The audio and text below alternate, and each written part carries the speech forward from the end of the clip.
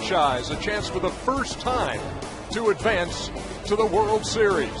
This American League Championship Series coverage on TBS is presented by Capital One Venture Card. It's Game 5 in the best of 7 between the Texas Rangers and the New York Yankees, with the Rangers leading the series 3-1.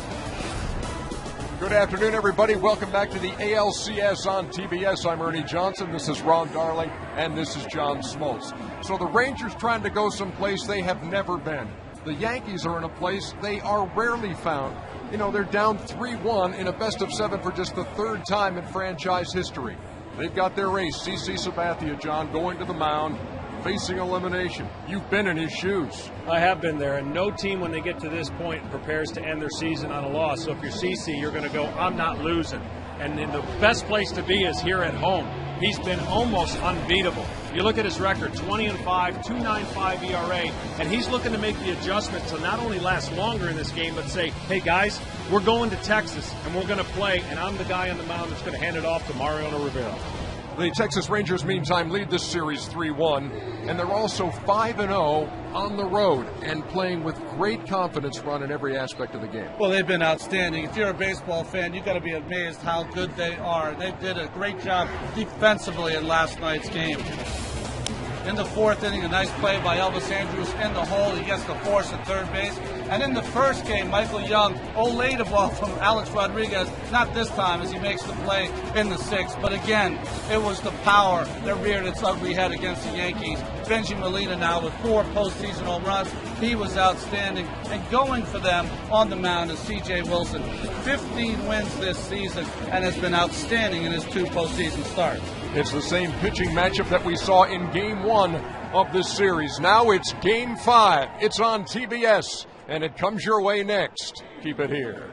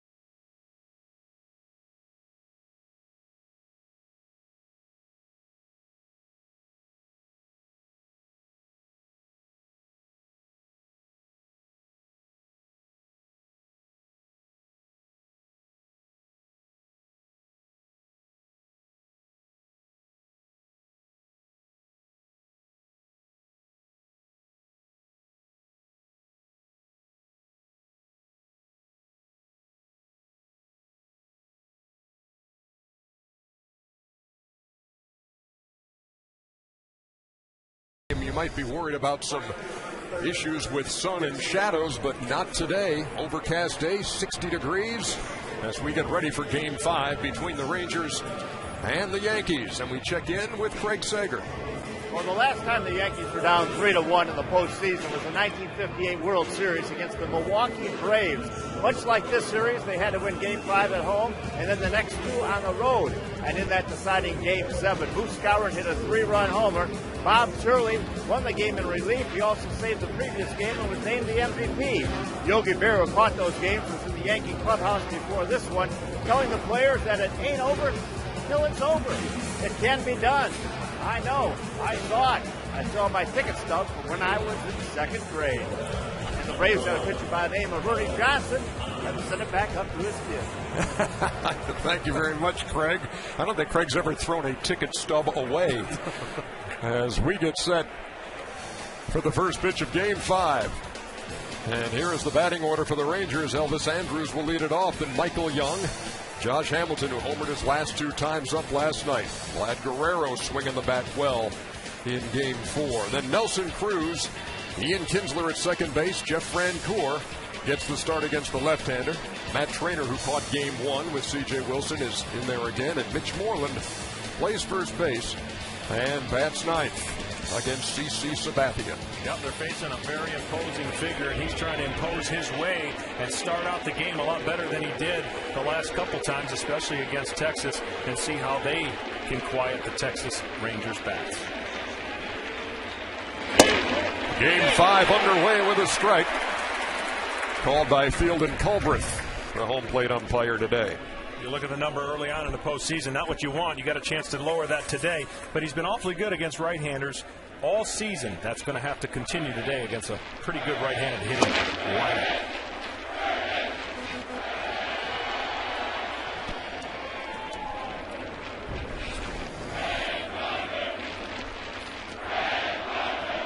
Andrus with 34 infield hits in the regular season. The Rangers had more than anybody in baseball, and this is a liner to center that Granderson has to play on a hop. Leadoff hitter is on for Texas.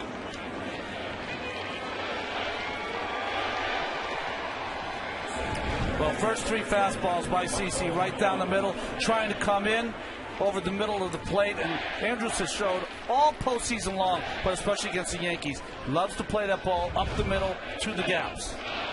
Well, Ron, CC had a bullpen session that went longer than he wanted to in between starts, simply because he was working on something with a fastball, trying to get it to an area, and he wasn't going to leave until he did it. We'll see if it pays off. It didn't there, but over the course of the game, see if it pays off. Michael Young takes tight, 1-0. Andrus at first has 6 stolen bases in the postseason, 3 in each series.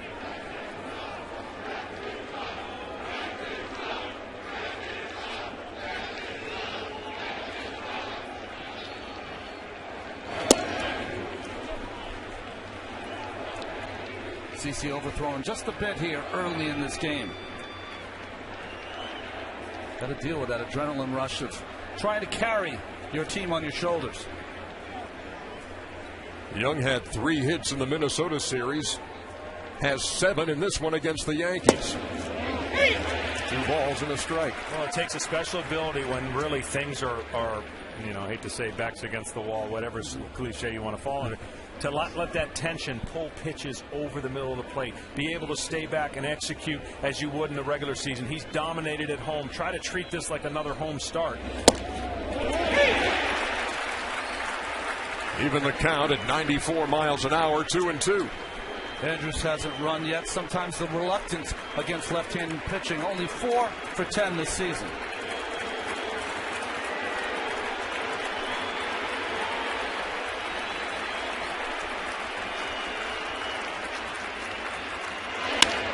To short, Jeter, Cano, and Berkman. 2 down. Well, defensively for CC and the Yankees, the outfield is still the same. Brett Gardner in left, Granderson in center, Nick Swisher, who played a little first base yesterday, in right field. Alex Rodriguez, Jeter, Cano. Berkman's going to be at first base, of course, with that devastating injury to Mark Teixeira. And Jorge Posada, who did not start behind the plate yesterday, gets to start today. Well, the boos rain down as Roy Hobbs steps in. That's what the doctor ordered. Josh Hamilton homered in his last 2 trips in Game 4.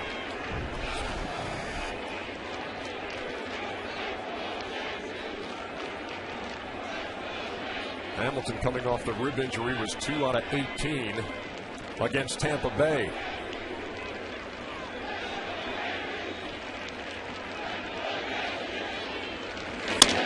And he lines a single to right.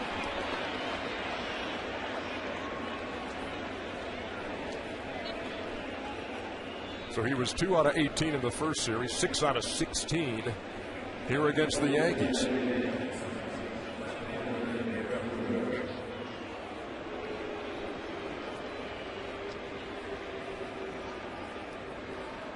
We talked about it last night, Ernie. At some point, this arena, this home field advantage crowd is going to have to get into it. I know it's relative to their team success, but very quiet, subdued, trying to figure out the flavor of the game early on.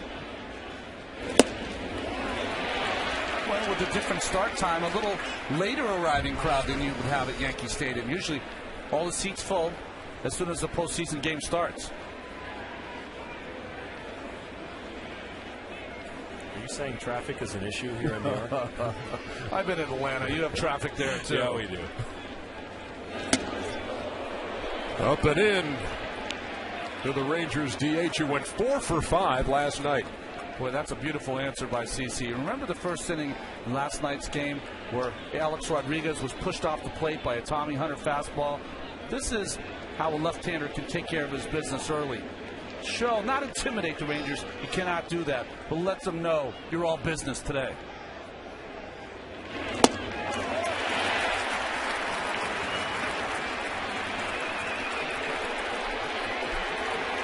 It's interesting how certain pitchers will do that to intimidate. And here comes the crowd. Cliff Lee does it in a much different way.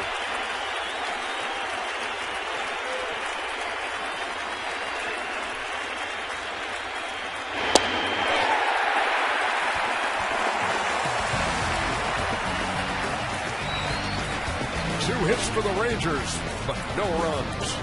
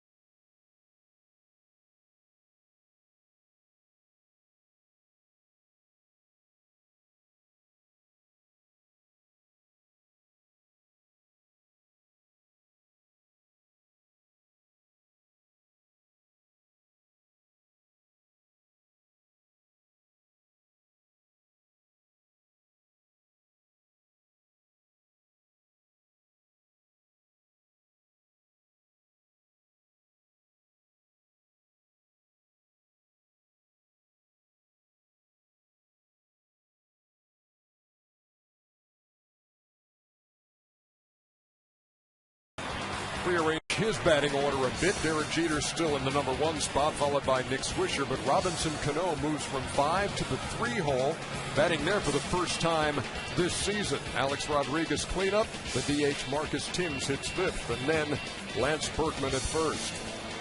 Jorge Posada hits 7th, and that speedy bottom of the order against the left-hander Curtis Granderson and Brett Gardner as they face C.J. Wilson. Yeah, C.J. Wilson had a nice game, the game 1 start, but one thing, if I'm him, I want to do a little bit better, Ron, is control the left-handers in this lineup. He's awfully devastating coming into this postseason against left-handers, but the left-handers got some big hits off. Well, he hadn't given up a home run since 2008 to a left-handed batter until Robinson Cano in that first ball game. He pitched game 2 of the ALDS at Tampa Bay and went 6 1/3, getting the win, 6-0. Went 7+ in game 1 of this series with no decision. Derek Jeter takes low for 1-0. Yankees come into this game hitting 198 in the series. Texas 307.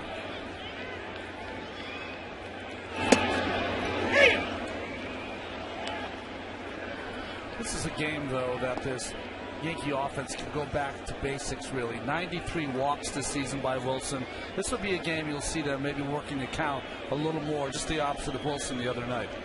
That's right, Lee. On the ground, Andrews throws him out.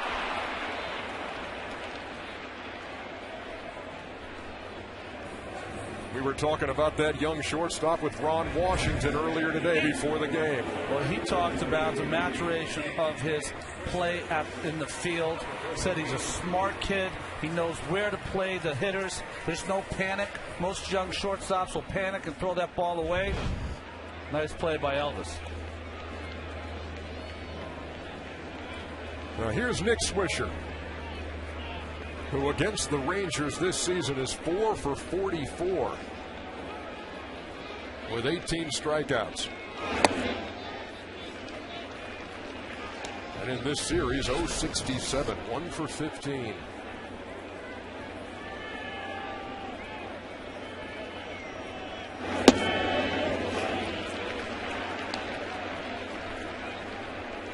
John, you and Ron, with your postseason experience, how would you describe the mindsets in both of those clubhouses today when you're a win away from advancing to the World Series? And when you have championship pedigree like the Yankees do, and you've got no wiggle room now. Well, and I've heard every scenario thrown out. You know, oh, gosh, we got nothing to lose. Let's just go out and do the things we got to do. And there's an anxiousness on both sides, a nervous anticipation of which pitcher's going to come out and do the things. There's always a storyline say, oh, CC's on. And it changes from game to game. Swisher in the air to center. Josh Hamilton wraps it up. And one of the things you have to do is some of the leaders of your ball club, you have to step up and say, okay, this is where we come into play and make things change. Change the picture that everyone's looking at. And CC can do that. We know that, and it would help to go a long way to turn the ball over to Phil Hughes and then so on and so forth. And the way that you really fail at it is you try to get big. You try to do too much individually. Just get back to the things you've done all year. CC Sabathia, at this point in his career, is a pitcher who doesn't want to blow everyone away. He wants to throw his changeup a lot. He wants you to put the ball in play, limit his pitch count, be more effective, and go deep in the game. Robinson Cano steps in against Wilson with 2 down. 407 in the postseason and 467 in this series. 7 out of 15. Sorry, we get an opportunity to go in the clubhouse and talk to some of the guys. And CeCe's just so cool, calm, and collected. He doesn't care. You know, and I think that's the attitude you got to have. When you get on the mound, it's business. But not to the point where, like, oh my gosh, what am I going to do? I don't want to talk to anybody. I'm stiff. He wants to get on the mound. That's really, a lot of the Yankees have that mindset. That's why they've been so successful.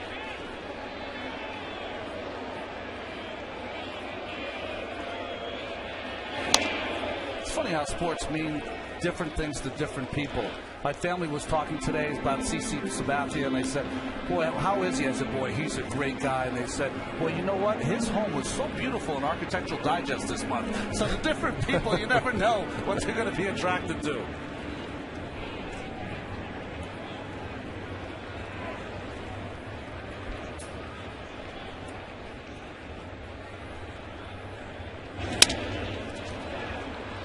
Behind third, and a long run as that ball drops just foul. Well, his homer 3 times in this series. Yeah, we mentioned it before. The first one since 2008 against Chu of Cleveland. And this one is a classic wrap it around the foul pole. Meantime, if you're the Texas Rangers, you follow the lead that Ron Washington sets out. Ron Washington preaches staying in the moment. He's not looking ahead to any wiggle room or if we get to a game 6 or if we go back home. All he says, we're going to show up at this ballpark today and we're going to play baseball.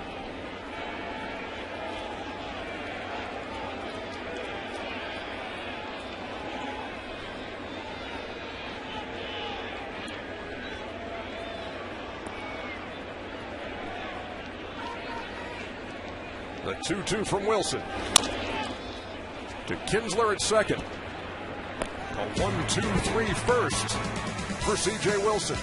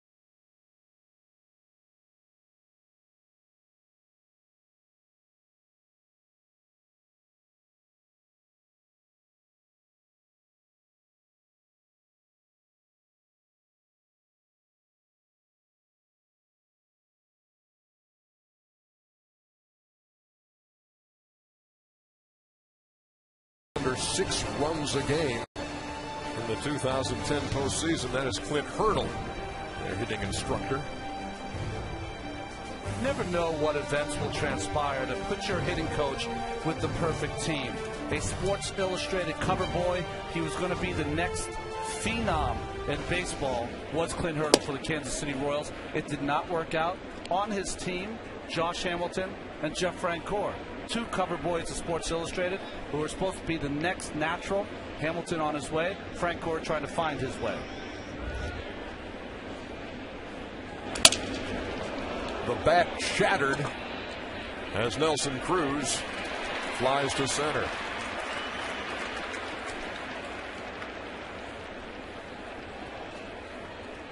Our guys in the truck just happen to have Clint Hurdle and Jeff Francoeur. I remember when I saw Clint Hurdle's cover, I said, look at this guy. He's got it all. He's a handsome guy. He's going to be the next great left-handed hitter. And then I ended up playing a few years later in AAA. Meantime, John, you were on the Atlanta team when Jeff Francoeur came up.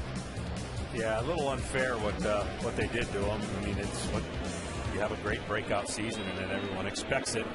And tough to live up to it, especially in your home city. Francoeur waiting on deck as Ian Kinsler steps in.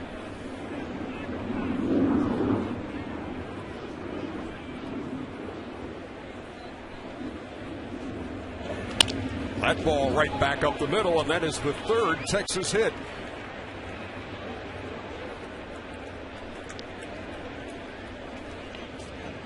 There's been a theme here early on CC's part of trying to get the ball in, and successfully on the ground ball double play he got it in, but on the hits they're not getting in, Ron. They're coming back over the middle of the plate, and he knows already. You know a game plan from a starting pitcher.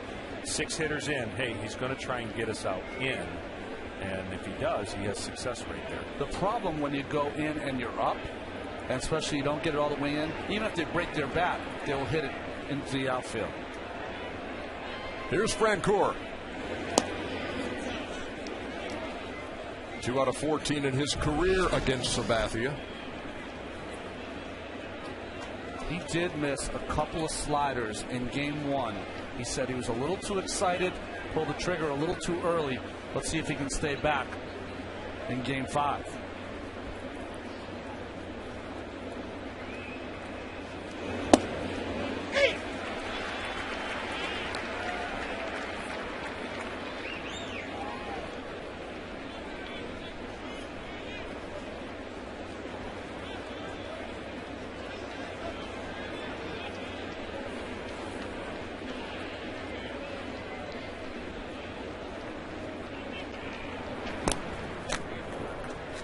Last pitch, I don't know if Jeff's going to get another one of those to hit, but that's what you were talking about. He got away with it because it was a called strike, but it was up in the zone, very hittable. Jeff might have been looking for something else. Fastball in when he took it.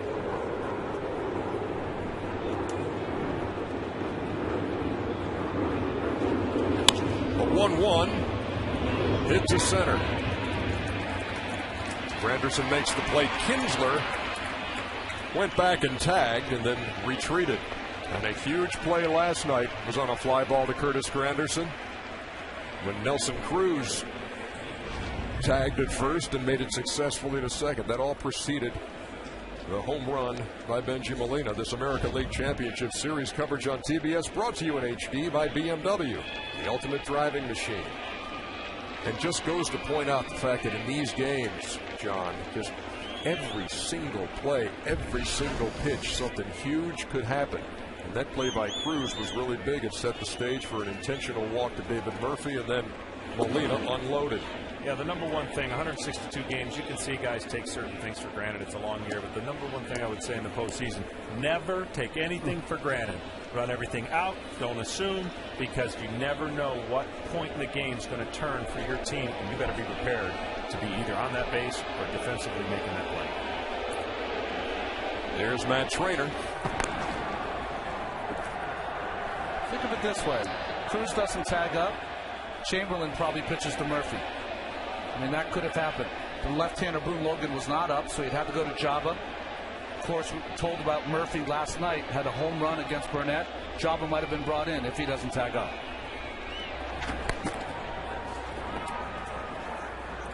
The anatomy of an inning and what managers can do. This good hustle by Cruz. And, you know, Granderson did everything he could. He got behind the baseball, threw a strike in there, little high, good speed by Cruz, but that set up the entire inning. As Ron Washington said, that's the way we play baseball. They pressed the issue, and it really paid off last night.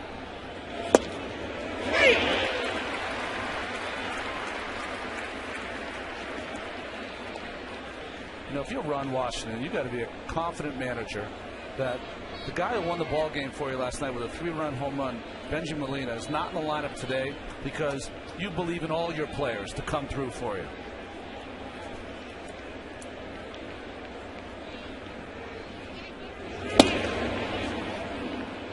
Two balls and a strike to Trainer.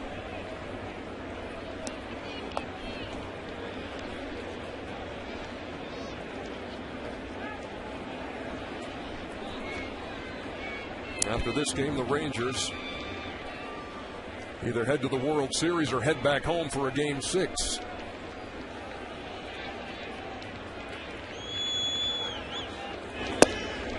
Two balls and two strikes. And even though you have wiggle room here, John, you can't act that way. No, definitely. Never give the other team a reason.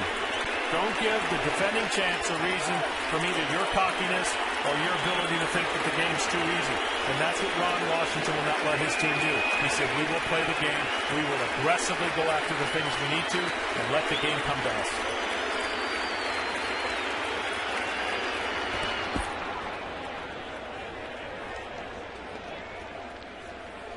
You know, if you hit a home run, run around the bases. If you do something good, don't bring too much attention to it. I think that's important now as the Yankees haven't gotten it done, but you don't need any incentive.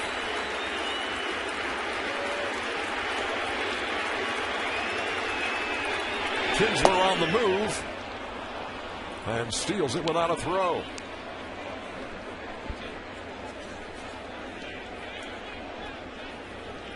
That's the 8th stolen base in this series for the Rangers, the most ever in a postseason series against the Yankees. Kinsler was waiting for that 2-2 count. The predictability of Sabathia throwing a slider made it easy for him to steal second base.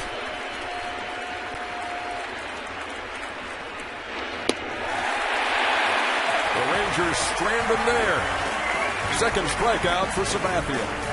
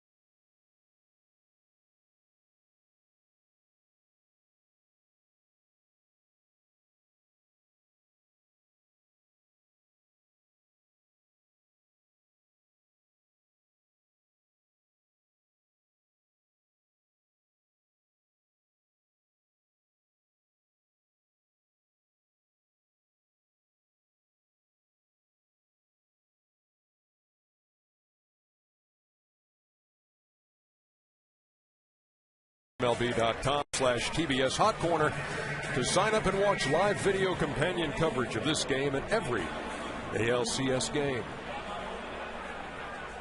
The Yankees were retired in order in the first. Alex Rodriguez leads it off in the second. Just 2 for 15 in the series. And he's struggled against C.J. Wilson. Just 1 out of 16 in his career. He's been 0 for 12 in the entire postseason against left-handed pitching. Something that it's hard for me to fathom, John. I agree. There doesn't seem any left-hander would have anything to get him out.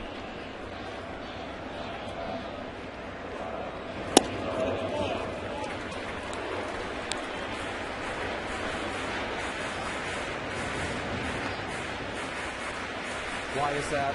He just looks like he's locked in for that ball, middle of the plate in. Anything away, he can handle the right field because of the short porch. But they've moved his feet enough, thrown it under his chin enough to keep him off some of those fat pitches. The 2 RBIs he does have in this series were huge. They came in that Game 1 rally in the 8th inning when he hit a bullet past Michael Young.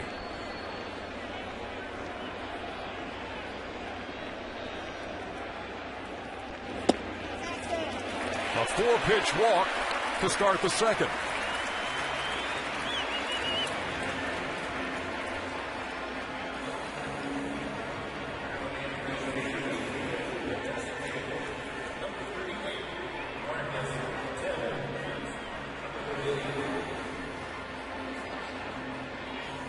Well, here's the DH, Marcus Timms.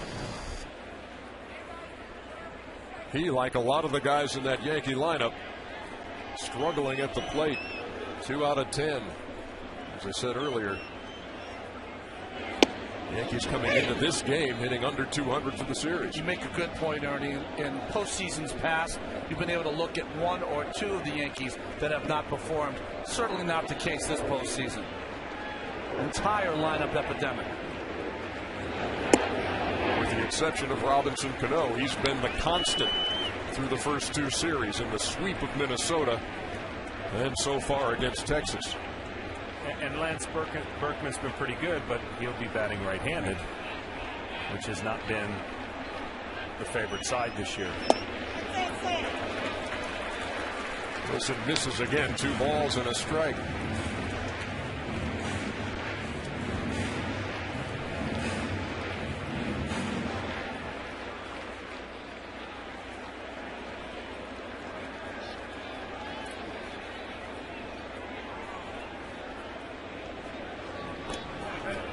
Courtesy throw over there to Alex Rodriguez, who will occasionally steal a big base in a big situation, but very rarely do you see him go in this situation unless Joe Girardi is starting to spin the dials and thinking about a hit and run here and there. With Timms, though, usually wouldn't want that. You want him to get a pitch to drive out of the ballpark.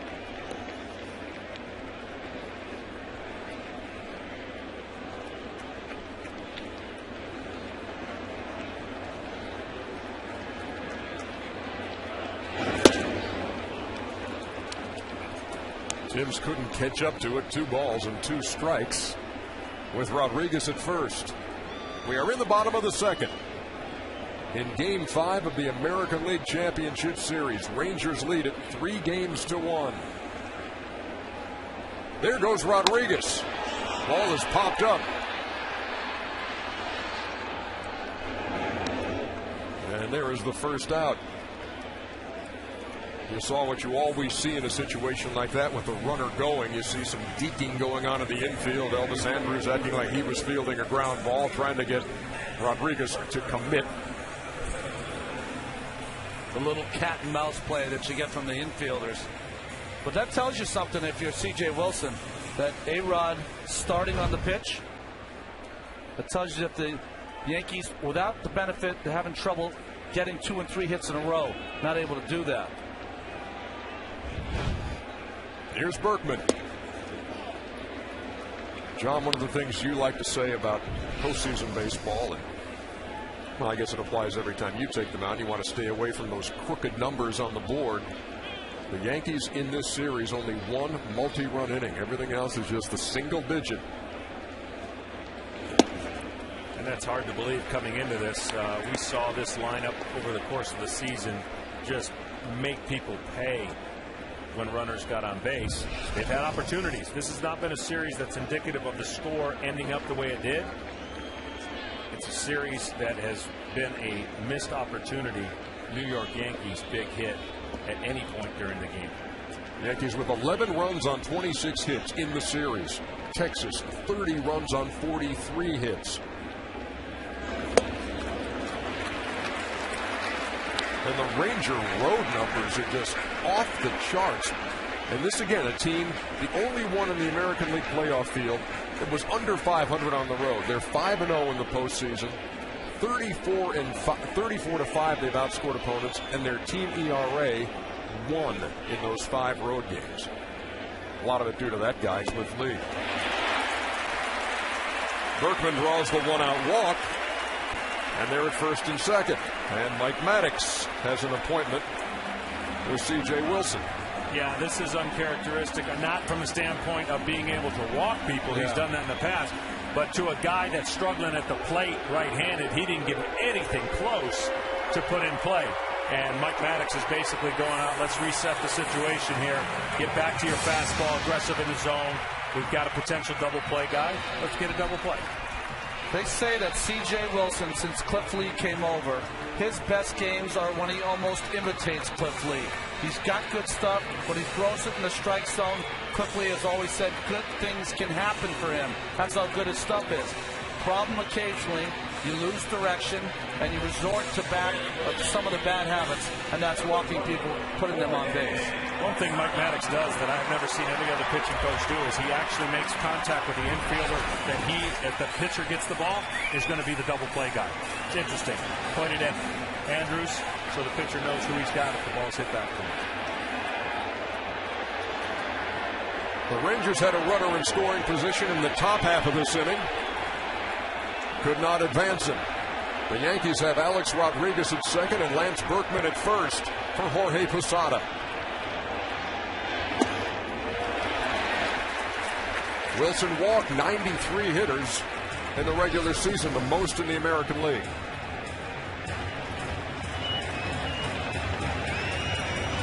The Yankees just 3 for their last 33 with runners in scoring position.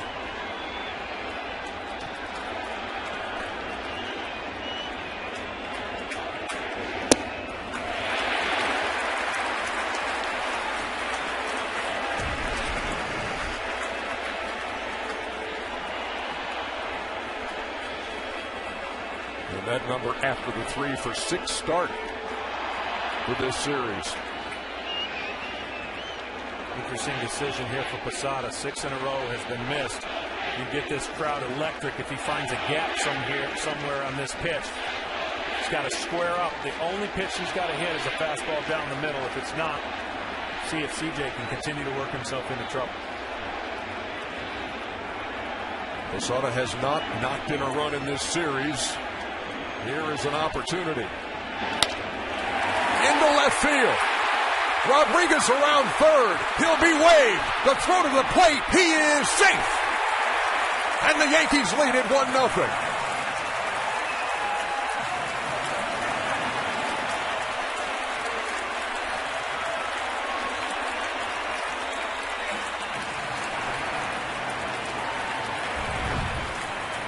Well, good hitting by Jorge Posada on the 2-0 count. One of the best arms in the outfield by Cruz, and it's a strike at home. And interesting enough, if he had slid, he might have been out. And he's being told to slid, but instead he ran through that sign, straight through the bag, and just peeked the tag of Trainer. Looked like he got him right on the thigh as he touched home plate. Bang, bang, play at home. The leadoff walk issued by Wilson, jumps up and bites it.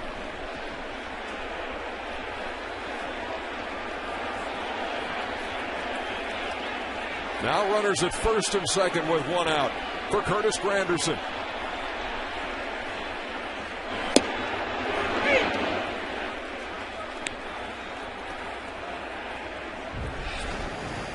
We talked about the left-handed hitters. They were 4 for 7 in game 1. You got back-to-back left-handed hitters coming up. You've been struggling finding the plate. He went strike 1 on Granderson. Got to find a way to get these two guys out and only keep that to 1 run.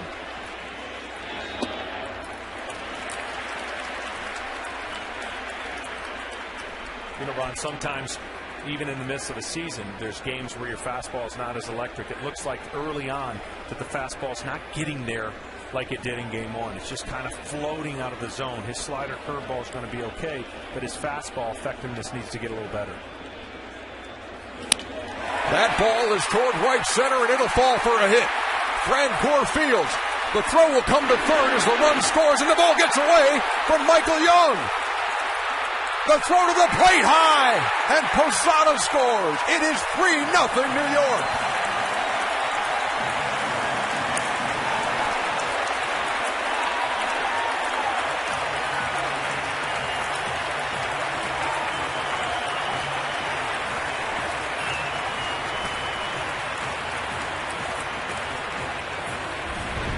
Maybe there is an Achilles heel for Texas, who has played almost perfect baseball. A base hit to right field. Francoeur makes the right choice going to third base. Young's got to get in front of that ball, and Wilson never backed up. And then this throw to the plate. A lot of pitchers can throw 60 feet, 6 inches. Sometimes they can't throw 25 feet. I tell you who was an unsung hero on that plate for Texas. The first baseman backed up that throw. He came all the way over. Otherwise, Granderson could have gone to third, maybe even with his speed scored. But I thought Francoeur had either option to throw, but he went to third, and it created some chaos. Boy, C.J. Wilson had Jorge Posada out by 10 feet if he makes a good throw. But he airmailed it over the head of Trainer. And to your point, John, Mitch Moreland there to back it up. To keep Granderson at second. Here's Brett Gardner.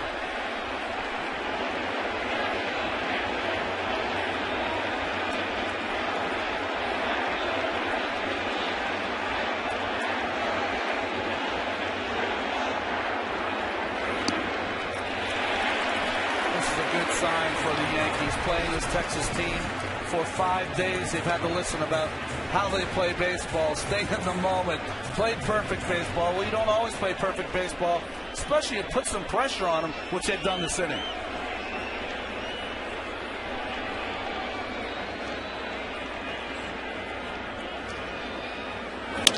Gardner ropes it foul.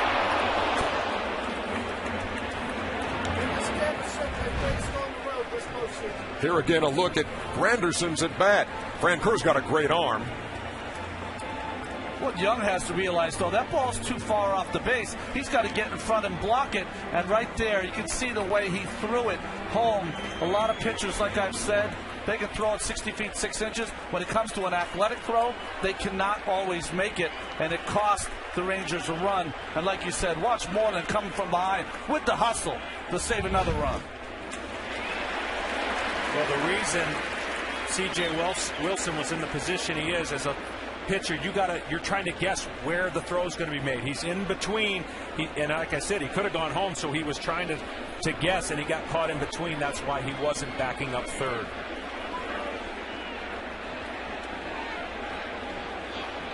Two balls and a strike to Gardner.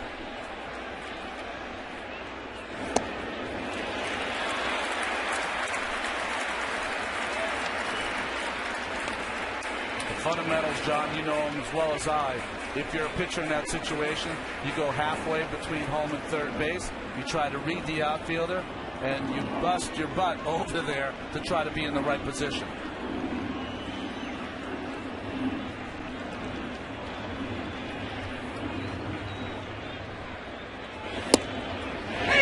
At the corner, and the count full.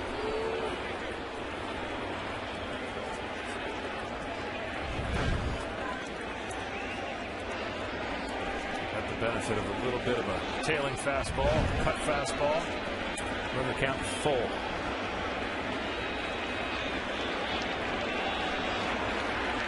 Yankees with their biggest lead of the series. 3 runs, threatening for more here in the second. And Wilson came back to get Gardner on the foul tip. 2 down.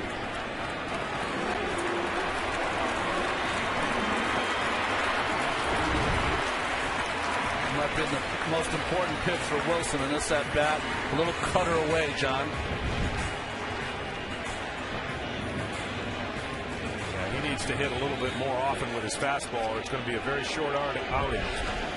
Yankees have done something already that they haven't done in a while, and that's get big hits early when a couple walks have been on the base. We saw yesterday they walked the bases loaded in a game that was still within reach. The second multi-run inning of the series, as Jeter grounds to short, and Andrews retires him for the second time today. But the Yankees jump out on top. Jorge Posada with his first RBI of this series. And the Yankees score 3 times.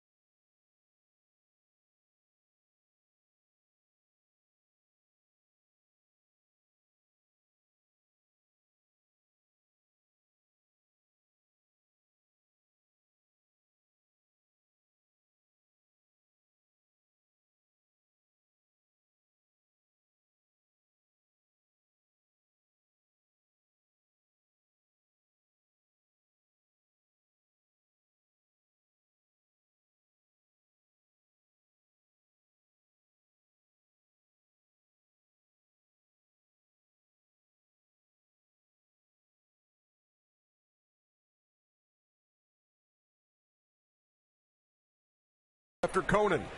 Don't miss new episodes starting November 8th at midnight only on TBS. Top half of the third. Mitch Moreland, the number 9 hitter in Ron Washington's order, leads it off against CC Sabathia.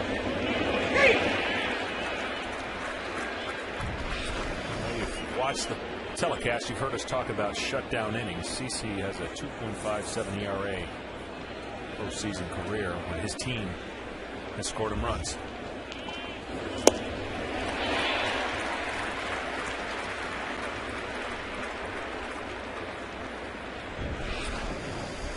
Well, early on, CC Sabathia looks like he's got a better slider than he had the other night.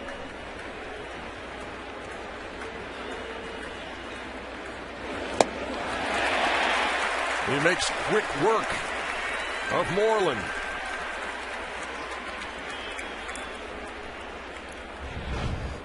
Well, to your point, Ron, he's staying back, shoulder, head. We call it the The direct arm has to be quiet so that you can follow through, and his slider has a lot more break and tilt to it, something he was working on as well in the bullpen. Third strikeout of the game and second straight for Sabathia. As Elvis Andrus steps in, he singled his first time, but then was wiped out in the double play.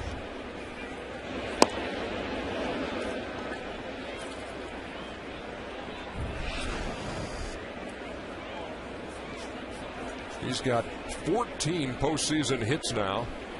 Tops on the Texas team.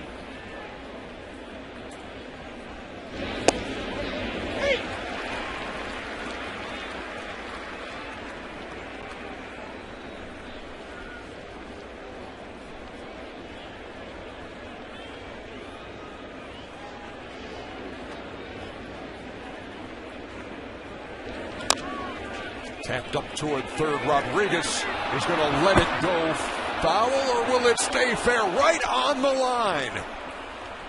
It's all he could do. With Andrew's speed, A-Rod knew he wasn't going to throw him out, took a chance, and that thing just ran out of gas. Infielders have this inside clock. When they start to approach the ball, they know that it's ticking, and they know with Andrus it's ticking a little quicker. So he knew when he got to that baseball, he had to let it go. And two more rolls. Maybe a chance. They needed Lenny Randall from the Seattle Mariner days to be blowing it foul.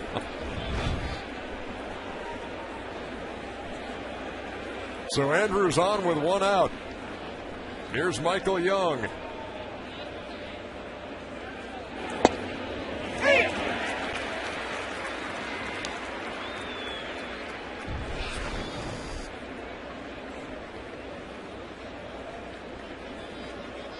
Young grounded into that first inning double play after the Andrus leadoff single.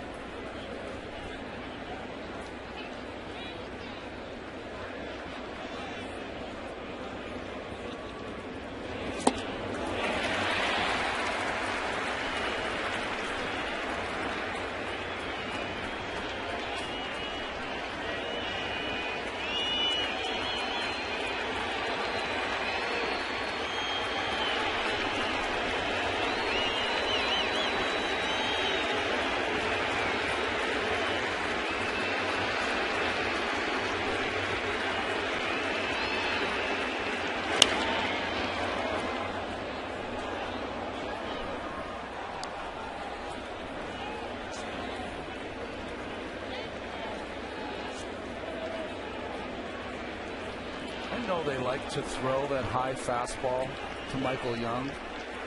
To me, that is not the pitch to throw him. He is a high fastball hitter, and if you miss it all,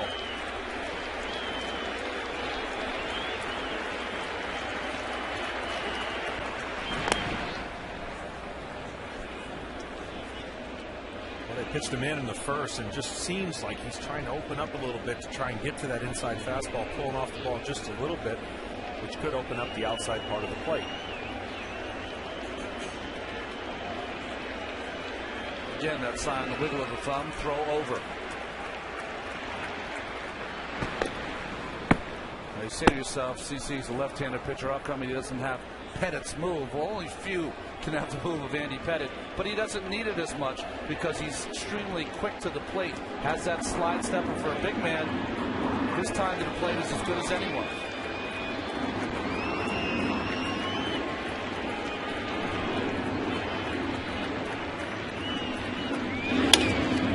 Young goes to the right side. Cano has no chance at the force, but gets Young for the second out.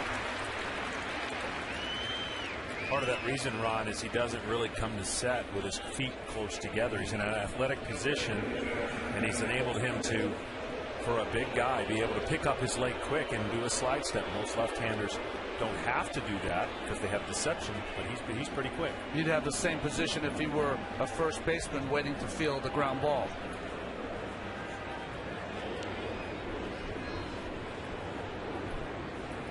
Here's Josh Hamilton, who singled his first time. Now with 3 straight hits, 2 of them long balls.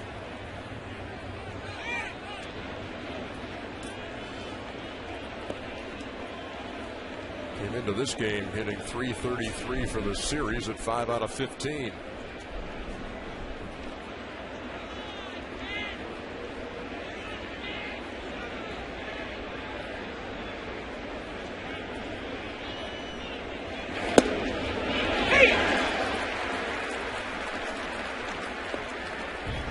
Texas Rangers leading the ALCS 3-1. Had never been to the World Series, but can earn a trip with a win today here at Yankee Stadium. But the Yankees lead it 3-0 as we play in the top half of the third here on TBS.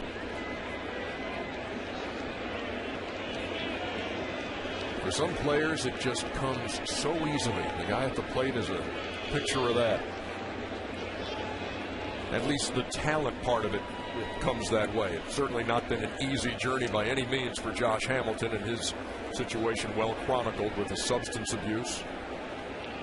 And you know, the starting pitcher today has been a help to him. The C.J. Wilson, California kid, grew up with what he calls a straight edge philosophy, drug-free. And so the Rangers, when they looked at that, said, this is a guy we don't hesitate to let Josh Hamilton associate with on the road. He knows he's not going to lead him down any bad paths. Josh is a zero tolerance policy guy. Wilson is zero tolerance guy also.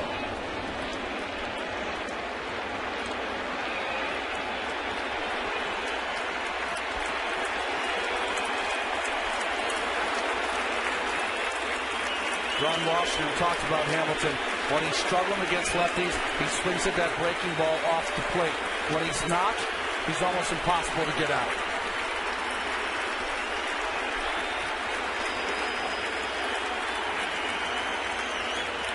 Andrews going to third and swipes it without a throw.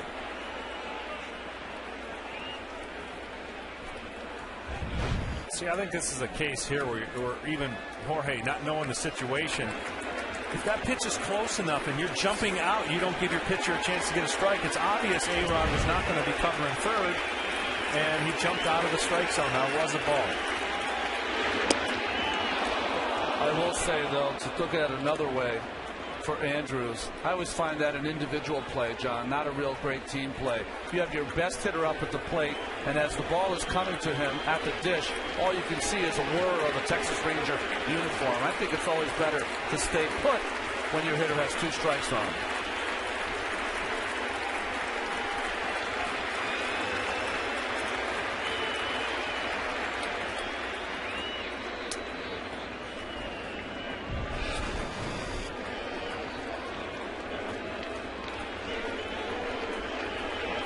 Look at that number for the Texas Rangers. The speed and power combination.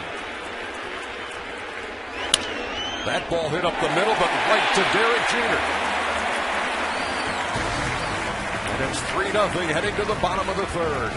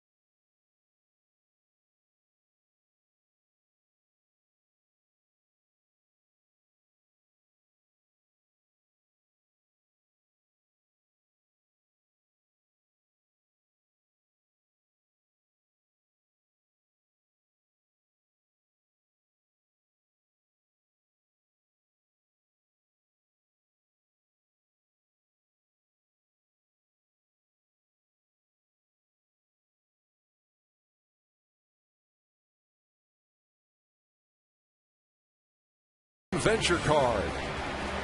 Thanks for spending your afternoon with us here on TBS as we watch Game 5 between the Rangers and the Yankees. New York with 3 runs in the second.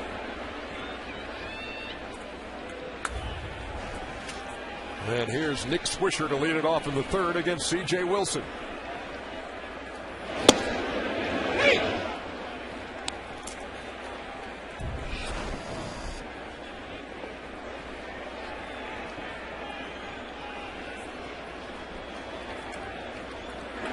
That ball is hit deep to left, along the line, and gone!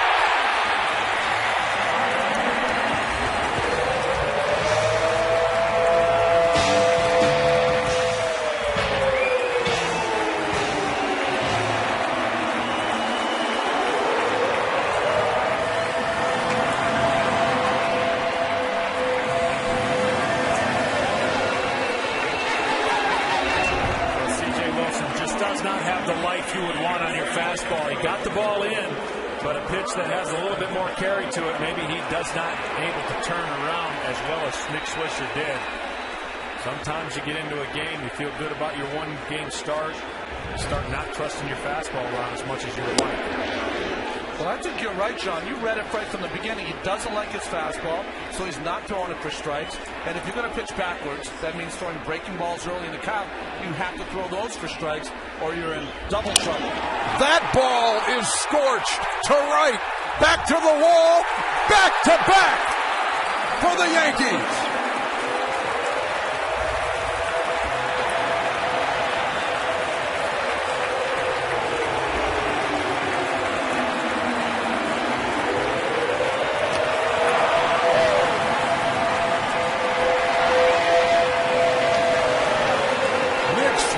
Robinson Cano connecting in the third.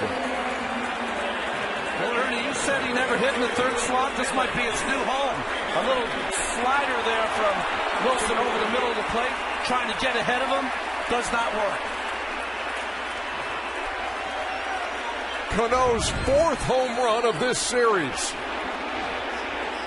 Here's Rodriguez.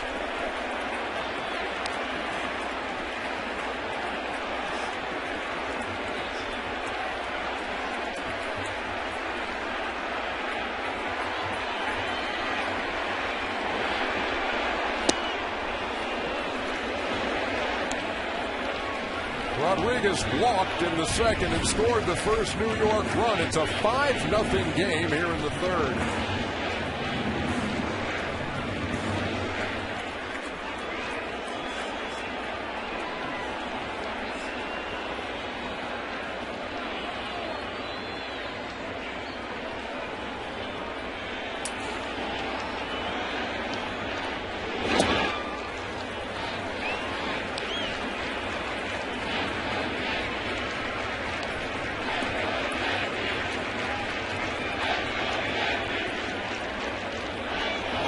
Cano with a solo shot moments after Nick Swisher had done it. They're in the third. And the Yankees, fighting for their playoff lives, have opened up a 5-run lead against C.J. Wilson. That ball's hit hard, but Young flags it down for the first out.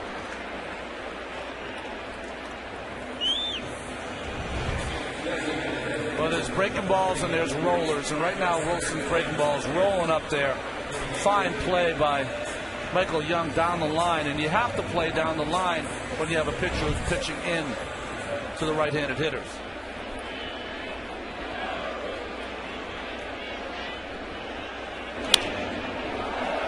Marcus Timms fouls the first pitch right back toward us. 0-1.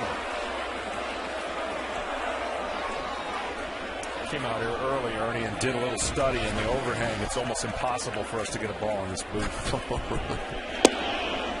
That's why you're not seeing me move or flinch. So you did the geometry of okay, very good. Yeah, I like math when I was growing up. Vectors and Pythagorean theorems and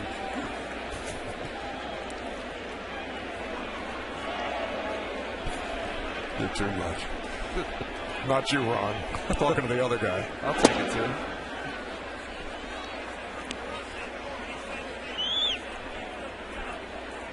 So you are not liking the possibility. Not going to get it. Well, if it does come back here, there's a lot of things that could allow it to take a bad bounce, John. Yeah, well, I'm used to that, but I just don't see it happening. Behind first, tough play. And Ian Kinsler makes the catch in foul territory.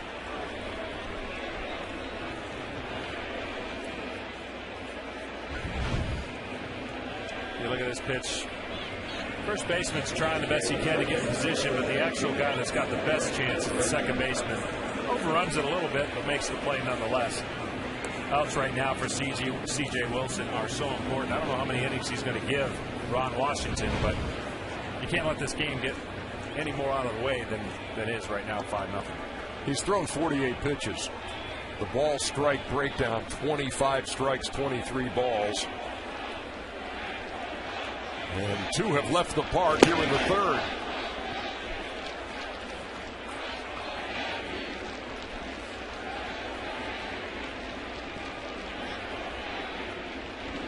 CC Sabathia staked to a 5-run lead as Wilson leaves the breaking ball way outside.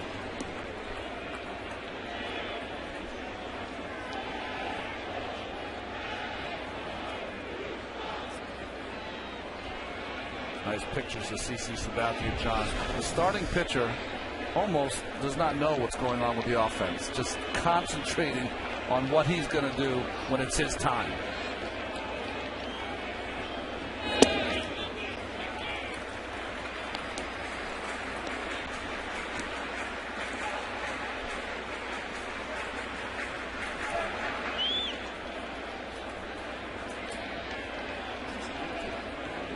Wilson having some trouble with his spikes out there and wants something to get the gunk out of there.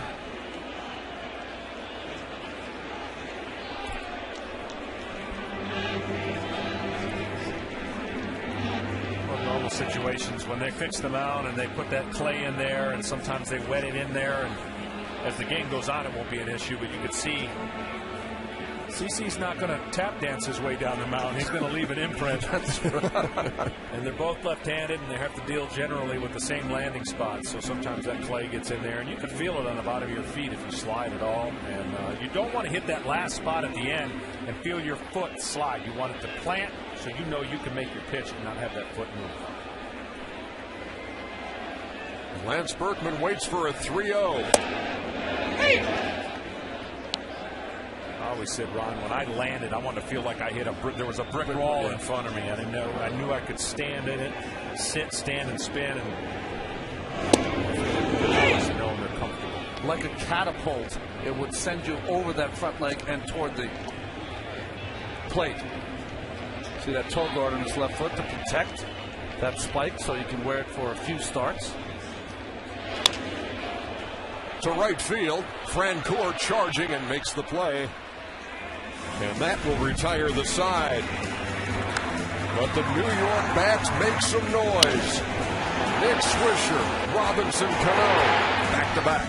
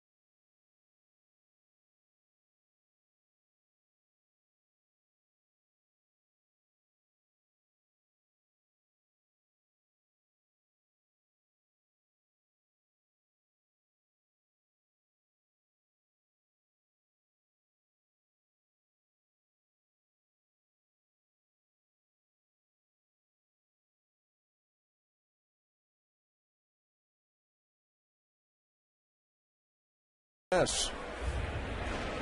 And he faces the cleanup hitter Vlad Guerrero to lead it off.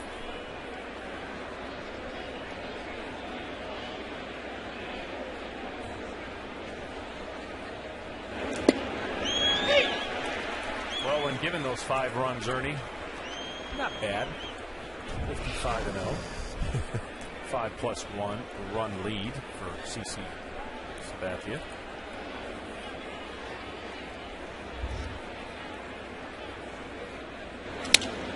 Guerrero to right. Swisher. 1 down. October is the postseason. November is Conan. Aerial coverage made possible by AT&T this afternoon, and Conan premieres November 8th right here on TBS.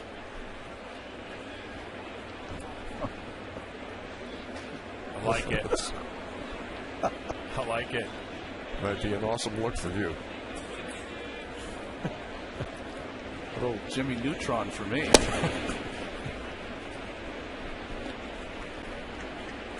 That was a lot of work back in the day trying to make sure my hair. Low maintenance today. That's way back in the day. The 1-0 from Sabathia to Nelson Cruz. Speaking of back in the day, Ron, you talked about spikes. You told me something. You wore a different set of spikes every game. 35 to 36 a year. Unbelievable. The company I was with used to make this leather that was so soft that I could wear a shoe on the day I wanted to pitch. Never no toe guard. As soon as it was done, well, after anyone cared, I would give it away to charity. In the beginning, I just would give them away. But yeah, every start a different pair of spikes. And you, John? A whole season was one pair. Really? Yeah. I rarely went through a shoe. You didn't have a shoe contract, huh?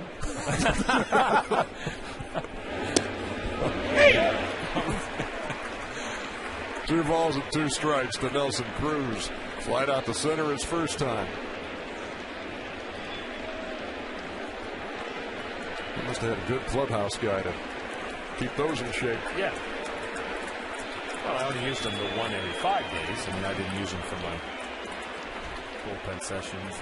Certainly didn't have, like Bobby Cox, didn't wear spikes while I was watching the game.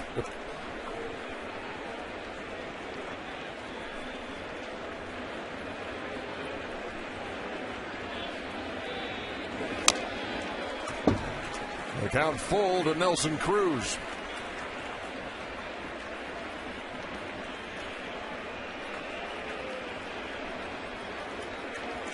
He capped the scoring last night for Texas with a bomb to left.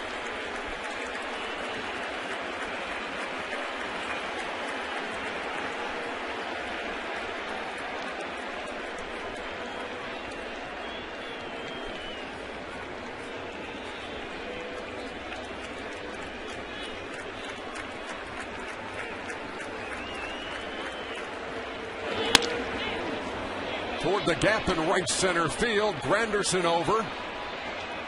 Fields it on the track, and Cruz has a 1-out double.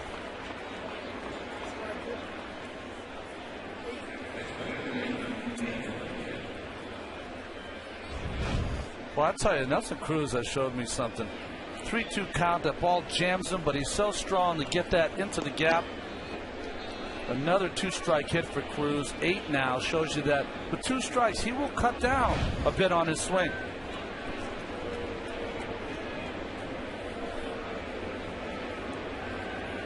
Here's Kinsler, who singled and stole a base his first time. I mentioned in the opener, Ernie, this team knows as well as anybody that it's a shorter game. Chip away, get some runs. You don't want to give that luxury to the Yankee bullpen if CC goes 6 or 7. You want to make it as tough as possible, and you know, despite what anyone will answer in an interview, Rivera's going 2 innings. Maybe 2 1/3. But if you're CC, you want to get this ball. You'd love to pass the ball straight to Rivera. Not have to go to any of the other relievers. Not that they can't get the job done, but that's the best recipe for success. Kinsler laying down the bunt, but foul. Ball and a strike.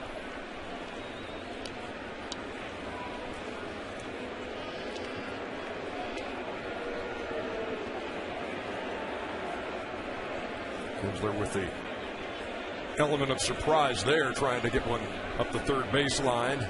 Not a bad play. Anytime you can get a bunt base hit. You need base runners right now, trailing by 5. Cruz leading from second. And Kinsler waiting on a 1-1. Just a little looper into foul territory, and Lance Berkman loses his footing. Have to make sure he's all right. Yeah. I thought he hit the back of his head.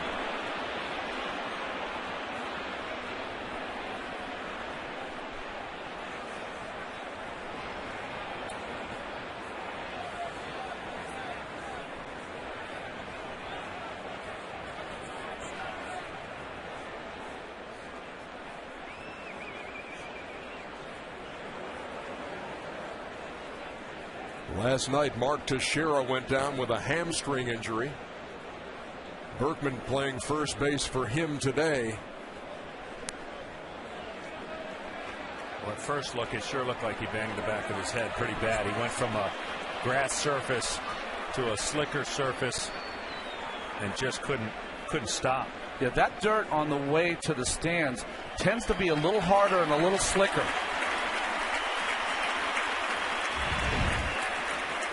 Well, he was going flat out because he was trying to get to, he thought he was going to go in the stands, but didn't. And it looks like he might not have hit his head, right, but he snapped his neck. Watch his neck in this play. You're absolutely right, Ron.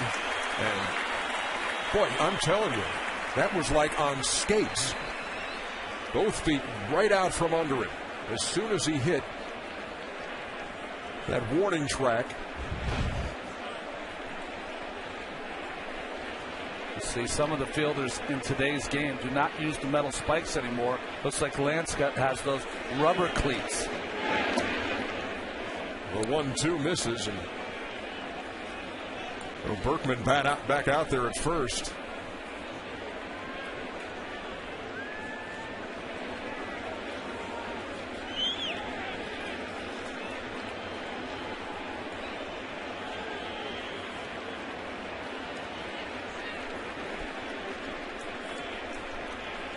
Kinsler waiting on a 2-2.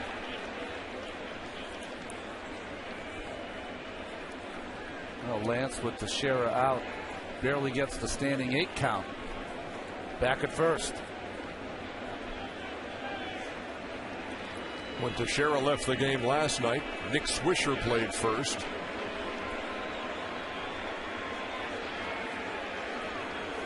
And CC and Posada trying to get on the same page.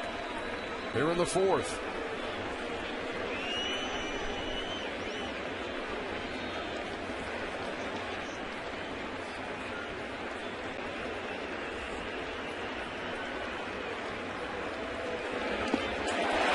Tried to hold up, but could not. And that's strikeout number 4 for CC Sabathia. We mentioned the Teixeira injury last night as he was running to first. Joe Girardi saying today he thought at first blush that he had done it on the slide, and then as he looked at replays could see that he had strained the hamstring and then really slid to just stop there and get off the leg. Here's Francoeur. That ball's hit hard on one hop to Jeter. Berkman holds the bag for the final out.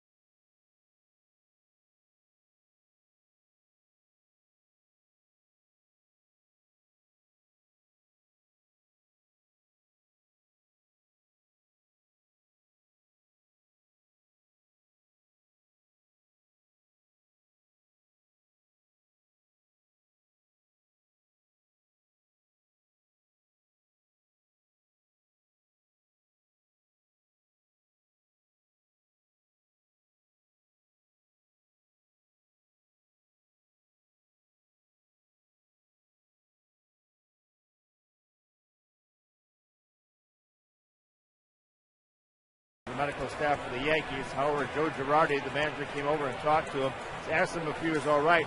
He said, yeah, the problem was that I got the wind knocked out of me, and that during that last out, I was just hoping that Francoeur got out in a hurry because I couldn't breathe. I needed to sit down and rest. So fortunately, that came through, and he sat down, caught his breath. They were still talking to him, but apparently he will be all right. That, of course, happening in the top half of this inning.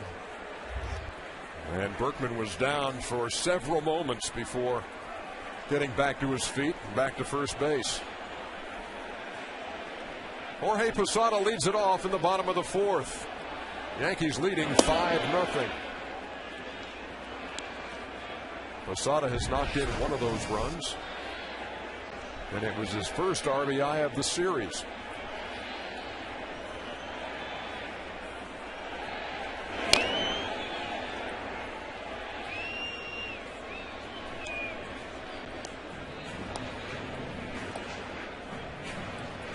Yankees with 3 in the second, 2 in the third. Those runs in the third came on back-to-back home runs by Nick Swisher and Robinson Cano.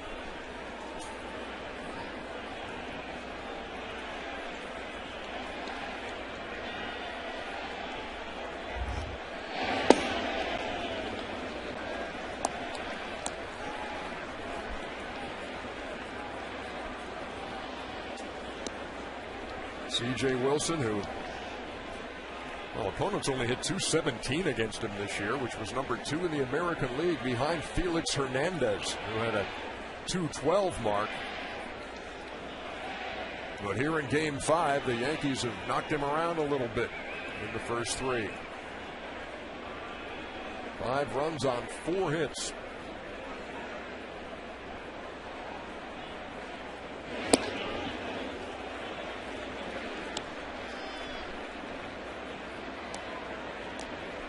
John, when you're pitching, and you've made a point of it today about C.J. Wilson maybe not having the same fastball he had in the first game of this series, when you feel like you don't have your best stuff, then how are you trying to compensate? As Posada lines a single into the corner and left. Actually, that'll do for extra bases. He pulls into second with a stand-up double.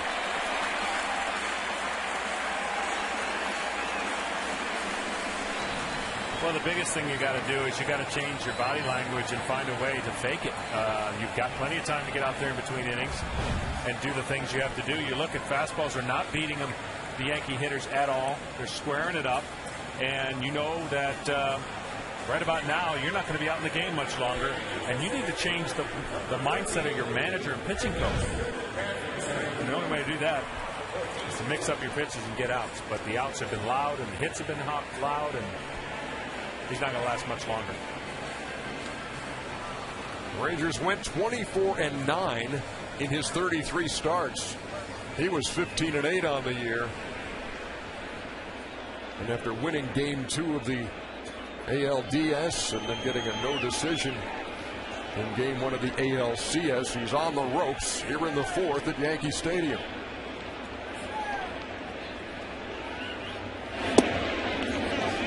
Here's Granderson, who knocked in a run in the second.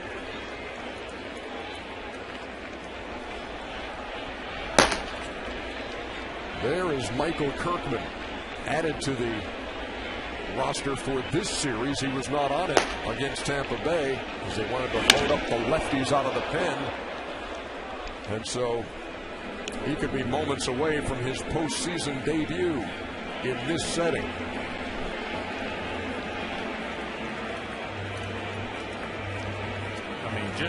Just the way they're pulling the ball foul, lefty off the lefty, just the way that they're seeing the ball is an indicator enough that things aren't right. And you go through these. I mean, you have games like this.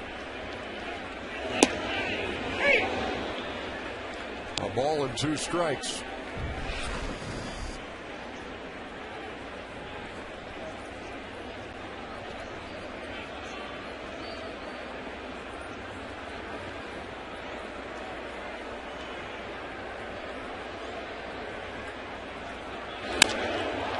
To center field. Josh Hamilton drifting back. Makes the play. As Posada tags and moves to third.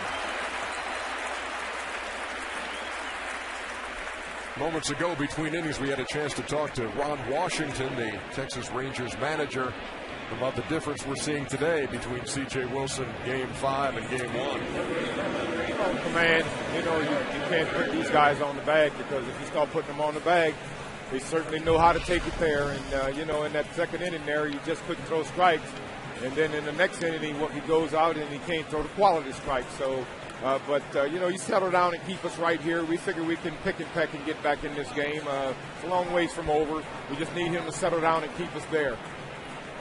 Ron, you've had some good at-bats. You're getting some hits off of CC. What are your thoughts of your offense so far? Well, so far, you know, we're putting them together, but every time we have an opportunity to scratch a run, you make a pitch and get out of it, and he's that good. So we just got to keep battling with him and keep getting him out there. The more we get him out there, the more opportunity we have, and maybe we'll get someone to come through. Thank you, Ron. Thank you. Rangers have the infield drawn in with one out and the runner at third with Brett Gardner at the plate.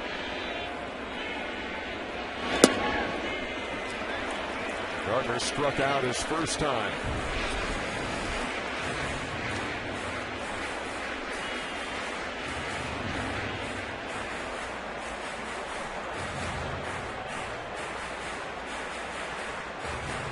Opportunity with that infield in on the grass to shoot one through and get the 6th New York run across.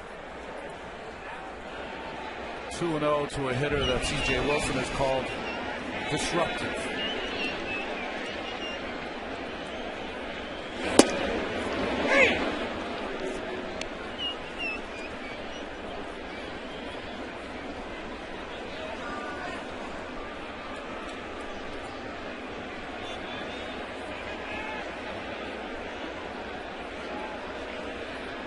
Gardner 3 out of 13 in this series. Has knocked in one run.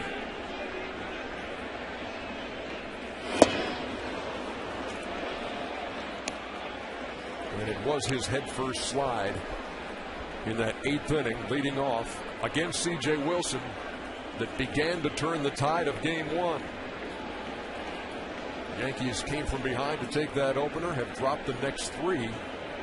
And they haven't lost 4 straight to the same team since 2004. The ALCS against the Red Sox. That's regular season or postseason.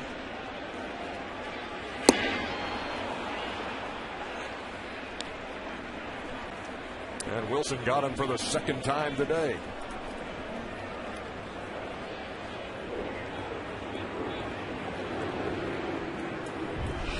Well, you heard Ron Washington, knowing full well the game's 5-0, saying no more.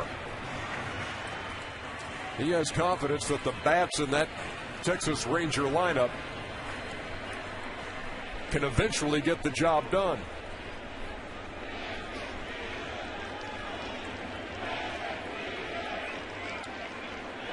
Another look at Lance Berkman on that New York bench.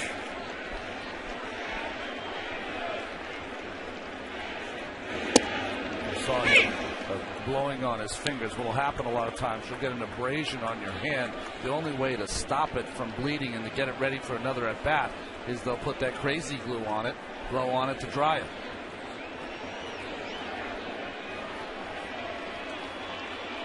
Wilson with an 0-1 to Derek Jeter. That trainer bouncing around back there.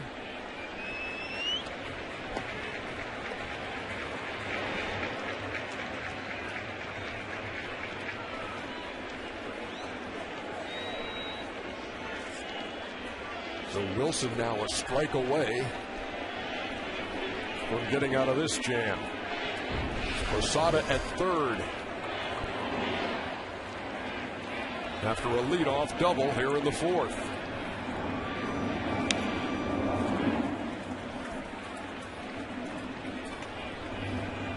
But that has been their game plan with Derek Jeter this entire series. It cost him yesterday when he had a double and a triple, but that fastball up, they've been trying to get him to swing through it. Cliff Lee had the best success.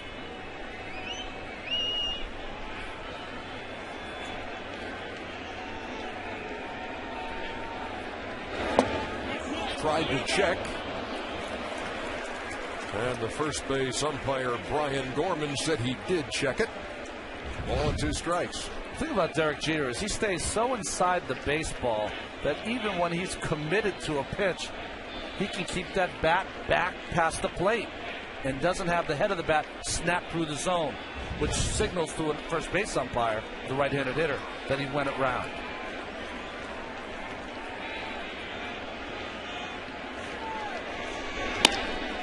Grounded to short.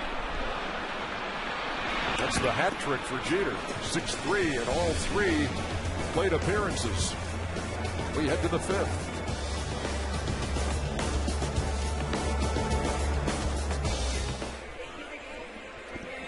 I got you.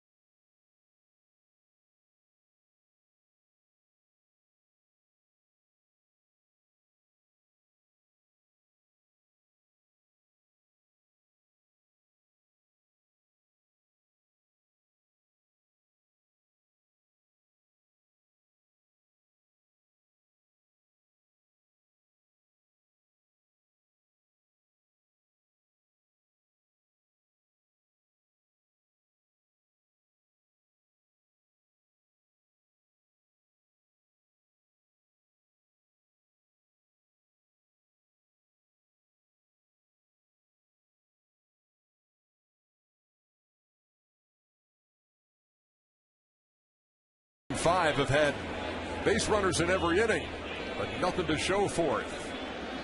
And CC Sabathia works with a 5-0 lead here in the 5th.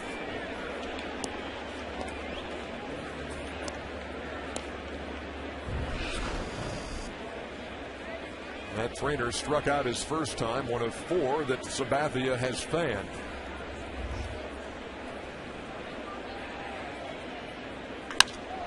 That ball's hit high and deep to left. Gardner back to the wall and watches it sail out. And the Texas Rangers are on the board.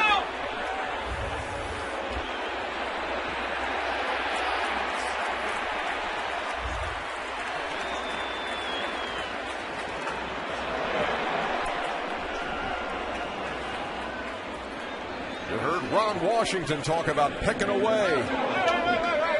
It's 5-1. Pick and peck, he called it. Matt Trainer gets a fastball on a 1-0 count, middle.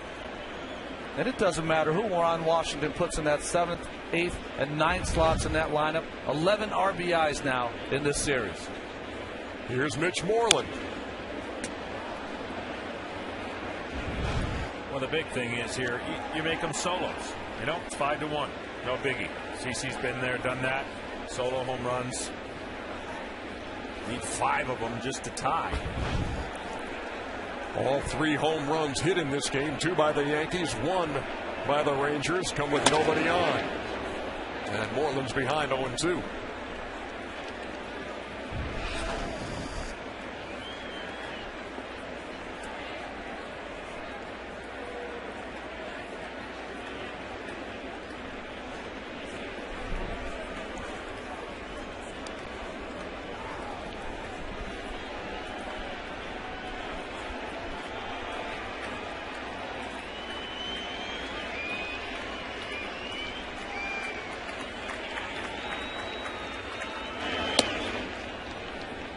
The rookie out of Mississippi State, Moreland, takes outside. Made his big league debut on the 29th of July. Actually hit safely in his first 5 games, and that first game at home picked up a couple of hits. Got the old shaving cream and handshake from Nolan Ryan.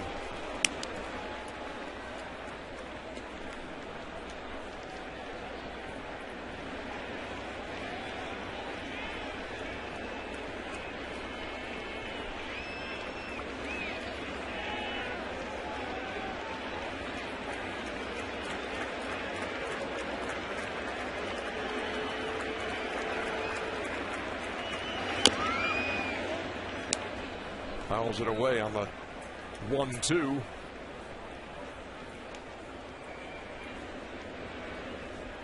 So the Rangers here in the 5th have gotten on the board after New York grabbed a 5-0 lead with 3 in the 2nd and 2 in the 3rd. Leadoff homer by Matt Traynor. That ball's hit up the middle. And Moreland with 2 strikes. Singles to center. We had a chance moments ago to talk to Joe Girardi, and the first topic was how is Lance Berkman feeling at first? I think he's feeling all right. He hit the back of his head, and you're always concerned when someone does that they have a concussion, but we feel that he's all right now, and he's going back out. The big man, CC, seems like his stuff is much crisper today. Yeah, his command is good. The other day he had 20 balls in the first inning. I don't know if he's throwing 20 balls through the first 4 innings. I think his slider's been good today as well. Thank you, Joe. Thanks, guys. Top of the Texas order now, and Elvis Andrus, who takes the ball. One thing you see about Lance Berkman at first base, one of the differences, he's going to different shoes now after that slip. And going with the spikes. Spikes on the left, the rubber cleats on the right that slipped out from under him.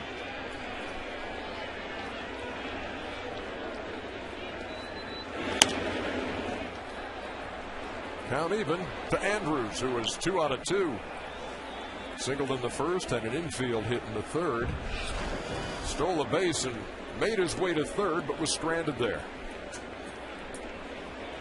For the Rangers, man, it would be nice to add on 1, possibly 2 more, and crawl back into this game.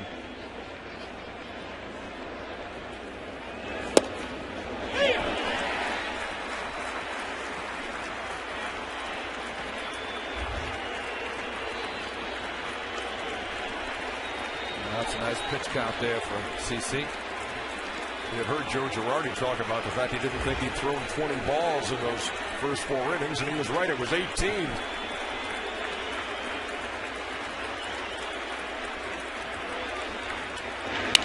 That ball's hit sharply but fouled on the left side.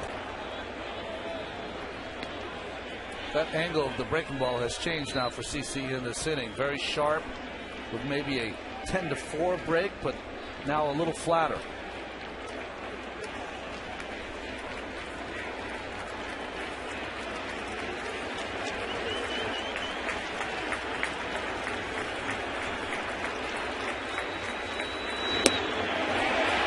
Did he check? Strike 3. As Andrus goes down swinging, tried to hold up but couldn't. This is just knowing what you think you know what's coming. It's a fastball, and you're going to go attack it, and it just is. You look at yourself and go, "What was I thinking?"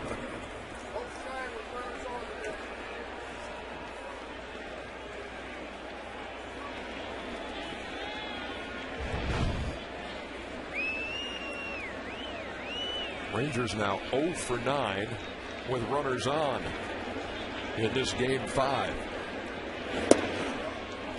And here's Michael Young. CeCe's really done a nice job on Michael Young already.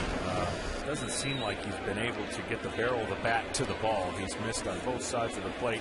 He's got him to ground ball a couple times. Michael would like to get on base before Hamilton here, create some trouble.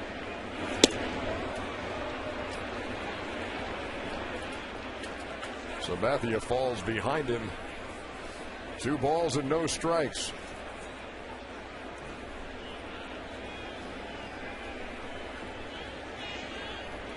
Sometimes you get in those circumstances with a catcher when it's 2-0, John. You can tell him the next couple of pitches.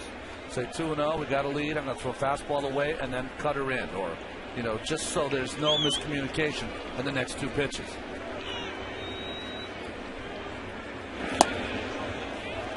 Three balls and no strikes. The looming presence of Josh Hamilton in the on-deck circle. The Rangers have scored once here in the 5th.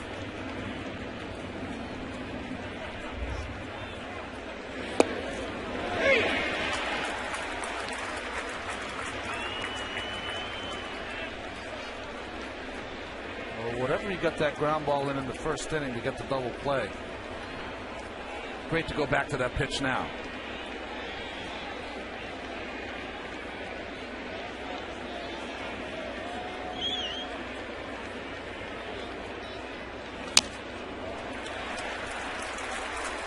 Two counts now, 2 3-1 pitches where the Rangers have been aggressively swinging on ball 4. You always look at certain situations as tipping to where an inning can go, and that certainly was ball 4. Now CeCe's working to 3 and 2.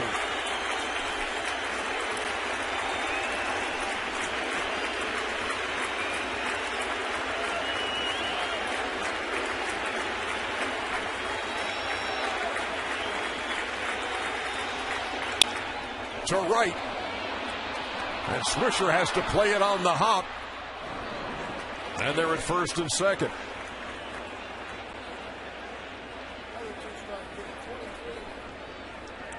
This is one of those rare games where you look up at the scoreboard and you go 8 hits on 1 run. And here's a perfect example. Ball over the middle of the plate. He goes with it. First and second. You got your potential MVP at the plate. And he can get you right back into this ball game.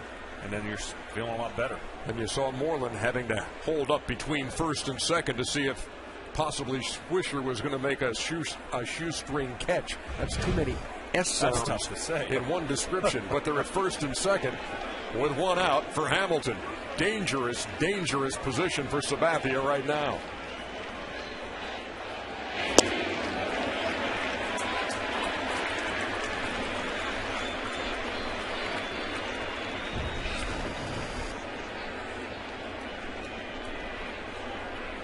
Great first pitch slider right there to get out in front 0-1. Problem is you need 2 more of those.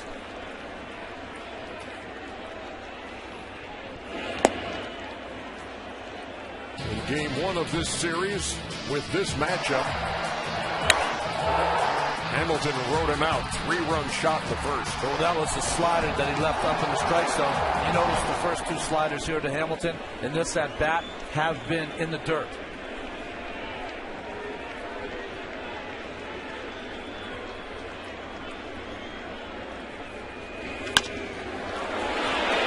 Four, 6, 3, huge.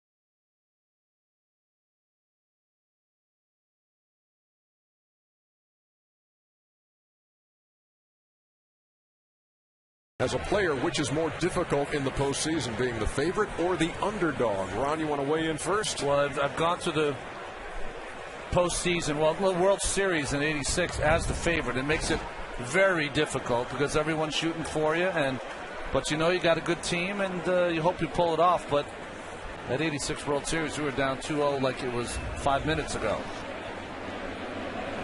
It's tougher being the favorite. You want to be the favorite, but it's tougher being the favorite. I like the underdog. Sometimes you see favorites saying we are the underdog. Yeah. Because it's so difficult being the favorite. And the underdog feels like they're the favorite because of the underdog. So I can see it all the way around. Excellent answer, you two. David Murphy in left field for the Rangers now. A lot of times you've seen David Murphy come in and you'd see Nelson Cruz move to right. But instead, Nelson Cruz is out of the game. Craig Sager is digging to find out the reason for that.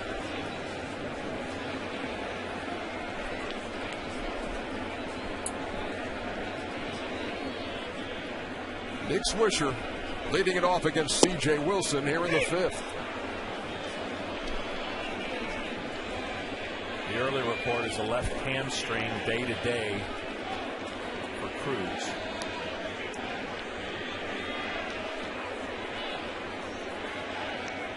Well, that certainly becomes a factor in this big picture of this best of seven as we play in Game 5.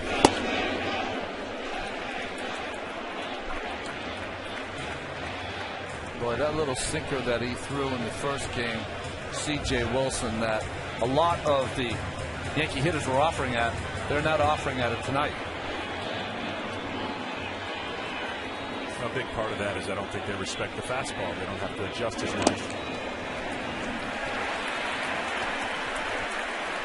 Swisher on to lead off the fifth. You know, he had one of those Frank I needed that moments in the third inning with that home run. I mean, he had been 1 for 16 in this series without knocking in a run when he hit the solo.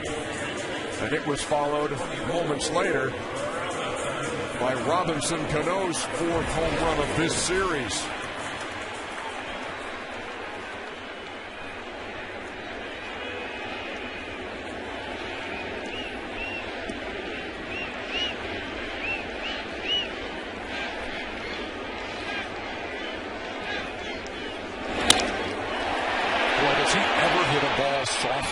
Never.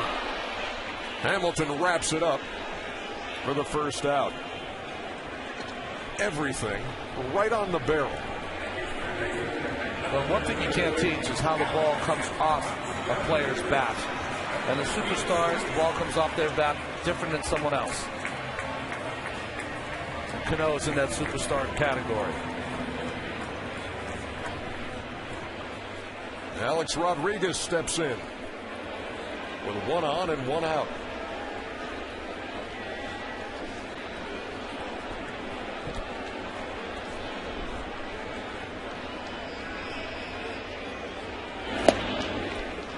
Rodriguez cuts right through it. Dinner time in New York.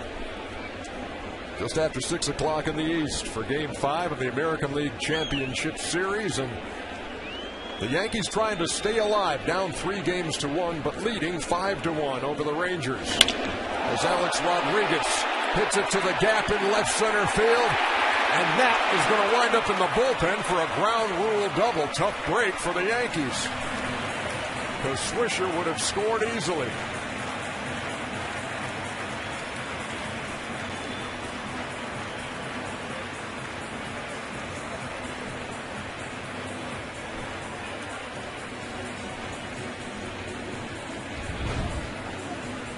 Well, the fastball, first fastball he missed, but turned it up a notch. Ball top of the strike zone.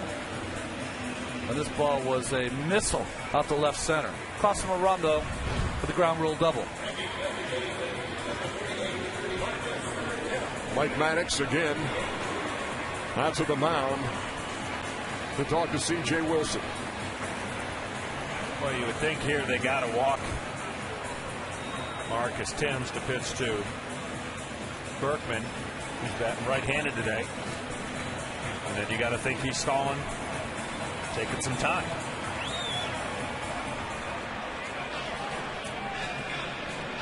Well, that's a good sign for the Yankees. It's the first hit A-Rod's had off a lefty in the postseason. 1 for 14 now.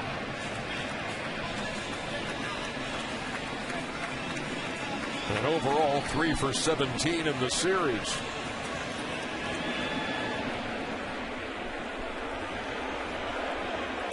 Well, with runners at second and third, here's Timms. And they will pitch to him.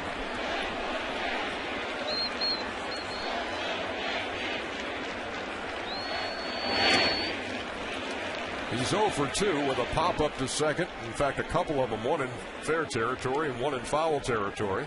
I don't understand this play. I think Timms would be awarded first base when you're down by 4 runs. With 1 out, you have Berkman, who is a candidate for a double play ball. Well, this might be one of those intentional, unintentional walks where they just throw balls down in the dirt, see if they can get them to swing. But I'm with you, Ron. I mean, the percentages would play a lot better with the next guy. Problem is you're bouncing balls in there because you want them to swing over. You end up with a pass ball with a runner on third. And now they're gonna do it. They gave him two potential swings and misses at it, and now they're gonna walk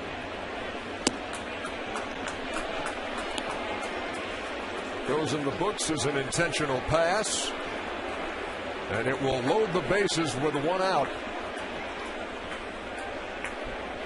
Wouldn't it be ironic? Teixeira, who has struggled in this series, sustains that devastating hamstring injury, replaced by Berkman at first base, and maybe they'll get some serious production for Lance.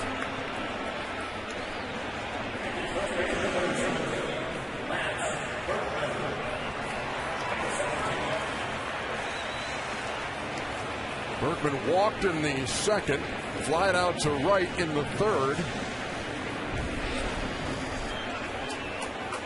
Slipped and fell, trying to catch a pop-up in foul territory, and got the wind knocked out of him. And he's up there with the bases loaded in a 5-1 game.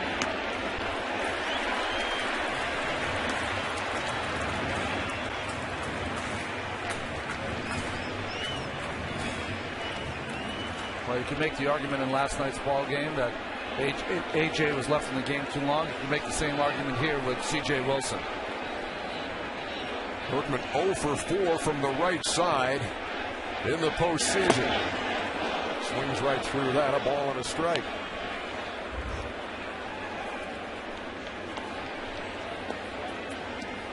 Here we are in the bottom half of the 5th inning.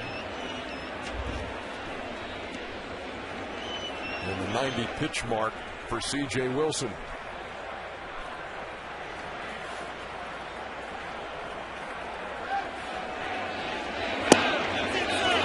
Takes 2-1. Remember off the left-hander Holland in last night's game, Berkman ripped the ball to third base that Michael Young made an incredible play in the 6th inning.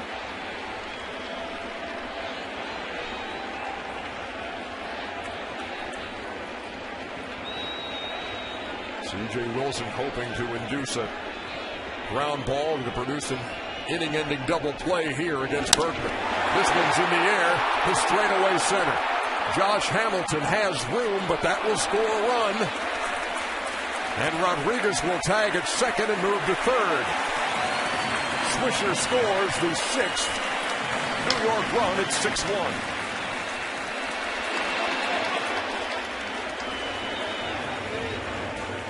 Well, when they talk about a professional at bat, the guy that knows what he's doing in certain situations, Berkman is that hitter, always has been.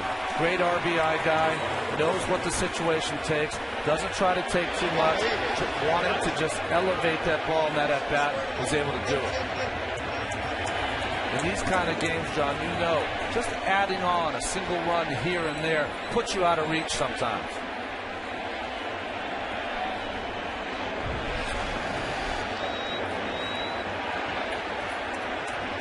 Here's Posada, 2 out of 2 with a single and a double. He scored a run, he's knocked one in.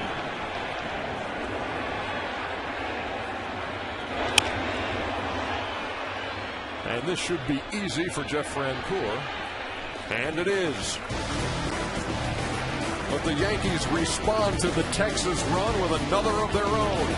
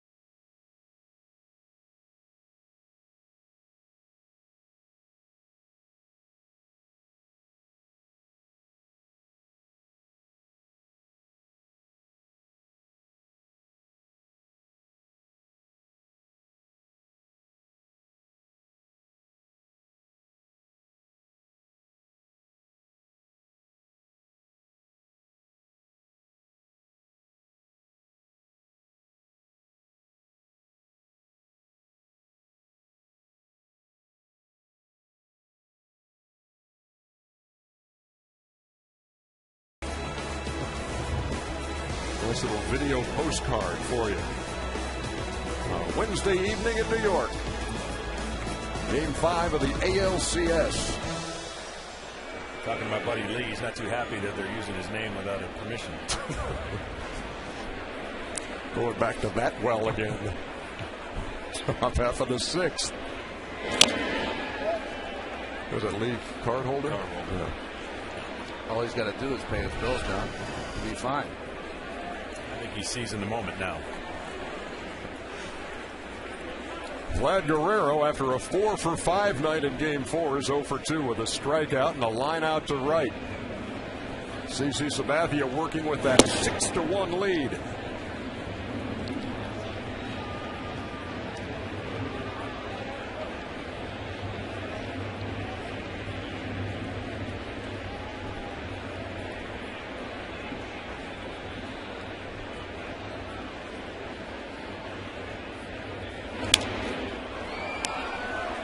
CC may have one of the biggest gloves I've ever seen for a starting pitcher.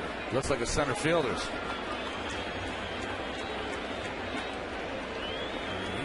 Everything disappears when he goes into that glove. Well, your teammate Maddox used to use a big glove, didn't he? Yeah, he'd open it wide. He didn't want to give away any pitches.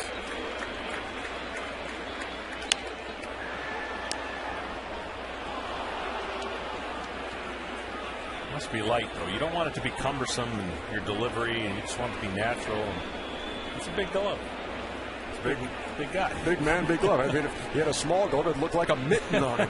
Well, probably. C.J. Wilson's that big uniform, too.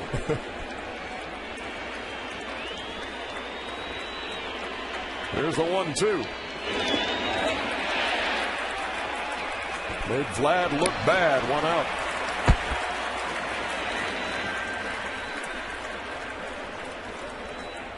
Today's pitching comparison is brought to you by Liberty Mutual.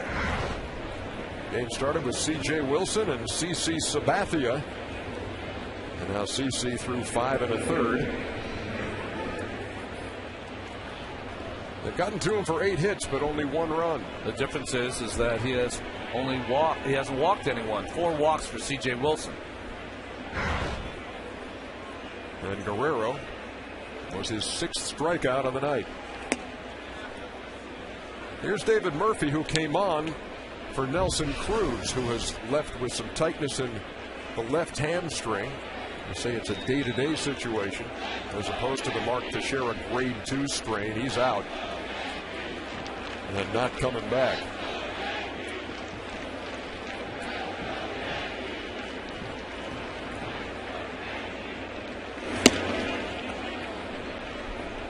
Two balls and no strikes. More on Nelly Cruz. Here's Craig. Well, AJ, the injury to Nelly Cruz happened when he was chasing down that double by Jorge Posada in the corner. You wonder why come out in a postseason game if it's not that serious. Well, Nelly Cruz has been on the disabled list 3 times this year with hamstring injuries, twice with that left hamstring, most recently in August. So they don't want to take any chances. Team athletic trainer Jamie Reed said, listen, you go back in the training room, tell Ron Washington, take him out of the game. Thank you very much, Craig. And a great point about the hamstring problems he's had. It limited him to 108 games this year. And Ron Washington thought that coming into the postseason, he and Kinsler, who had missed games also, would be the most fresh. But sometimes those injuries linger and they resurface in the postseason. 2-1 to Murphy. And the count 3-1. An interesting game for CC. He's thrown a lot of good pitches, but he's given up 8 hits, and it just doesn't seem like the rhythm between him and Posada. And just throwing strikes, 6-1 game, trying to get a couple more innings in.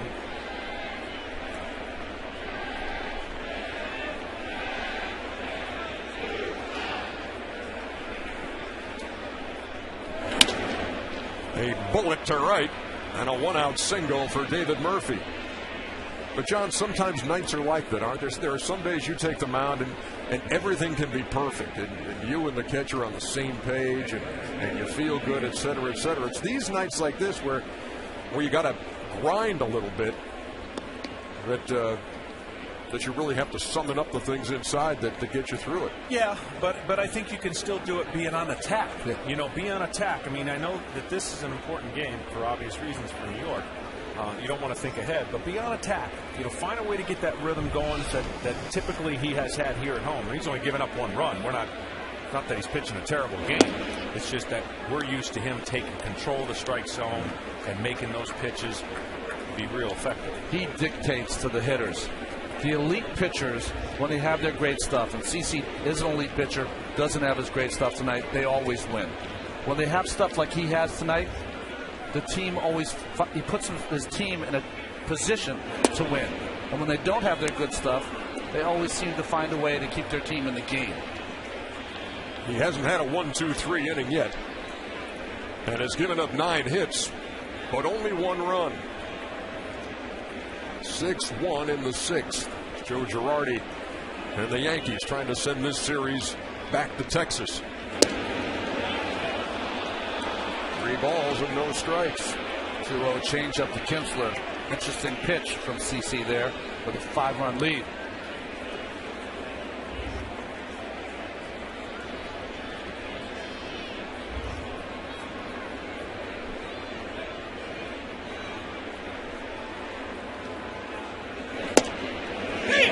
Taking all the way, 3 balls and 1 strike. This has been the count where the Texas hitters' aggressiveness has come back to haunt them a little bit. Square it up. It's got to be your pitch that you like, otherwise create traffic on the bases for the next guy. The next guy is Jeff Francoeur waiting in the on-deck circle. Kinsler waiting on a 3-1. A-Rod cannot flag it down. Runners at first and second. The dive at third, but ball wound up and left. Runners at first and second with one out. 2-3-1 counts, 2 base hits. First one to Murphy, and this one on the ground, inches away from maybe having a chance for a double play. 2 guys on and 1 out. Well, you know something's going to happen fast with Frenchie at the plate here on the first pitch, first couple pitches, and that's what CC can use to an advantage, or the Rangers can get their advantage with a hit in the gap. Francoeur's 0 for 2. 1 for 8 in the series. Swinging at the first pitch. It's 0-1. And that's what you do. You know who's at the plate. You can use it to your advantage and get that double play on the first pitch. He pulled it down the line foul. Use this hitter's aggressiveness and the pitcher's aggressiveness and make it to your advantage.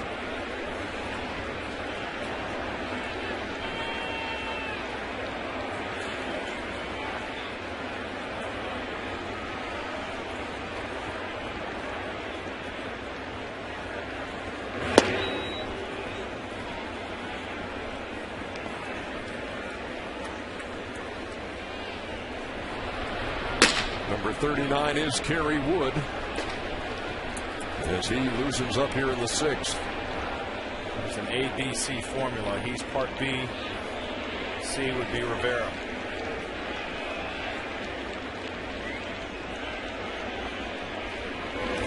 Francoeur to right.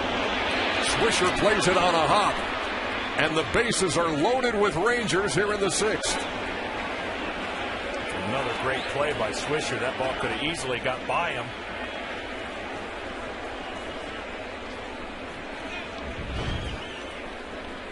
Well, Sabathia had Francoeur's number, but his last at bat was a bullet to Jeter for an out. And here a base hit now, 3 for 16 off Sabathia. Base runner Murphy had the hold because of the charging Swisher. But you're right, got that on the short hop, but able to hold the runners with the bases loaded. Had a couple of those today in right field. Bases are loaded after a strikeout of Vlad Guerrero. 3 consecutive singles by Murphy, Kinsler, and Francoeur.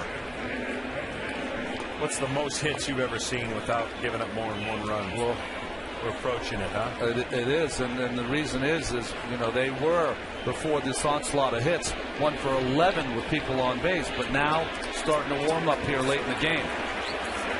What did Ron Washington say? Picking and pecking. And here's Matt Trainer, who homered his last time with nobody on.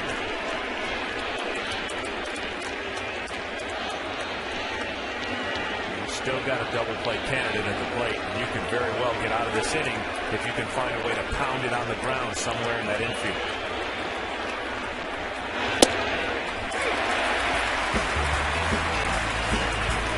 This is how the Rangers scored their only run of the game so far. The Trainer's solo shot in the 5th. You don't mind, you'd give up the solo shot for the ground ball here, though, wouldn't you, John? Absolutely.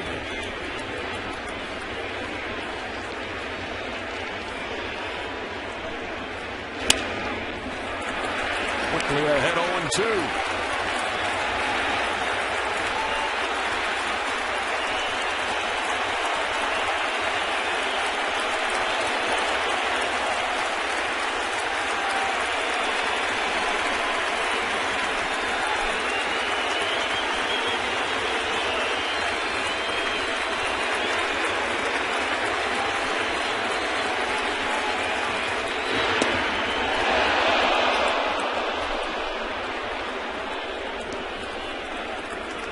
Pitches that the Rangers have not been able to hold up on is the slider down at their foot. This one was supposed to be down there, but it wasn't able to pull it down in that area. See if he can make the adjustment.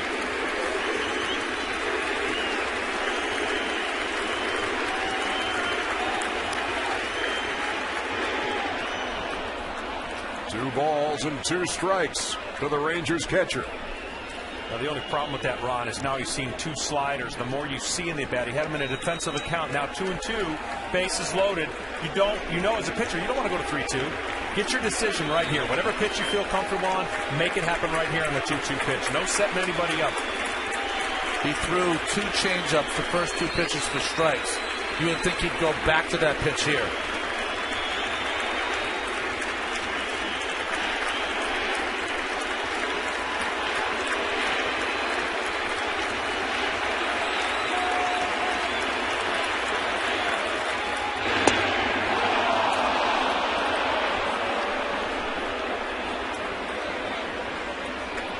So another bad one forces in a run. It's a sinker that he calls a dead fish, kind of like a changeup. He throws it harder than most people, 86 to 85 miles an hour. Has downward action, trying to get the head of the bat, trying to get the hitter to get way out in front. But he didn't bite. Patience right here as a hitter to be able to see your pitch and the guts of a pitcher to either throw that slider back foot or that same dead fish fastball.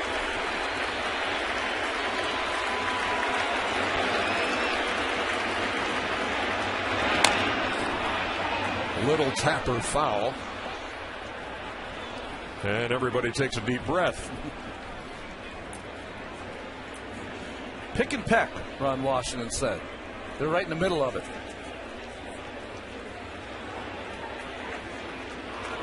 And the reason you know what kind of hitter you have. If you have an aggressive hitter, 3-2, you can get away with a ball that he might swing at.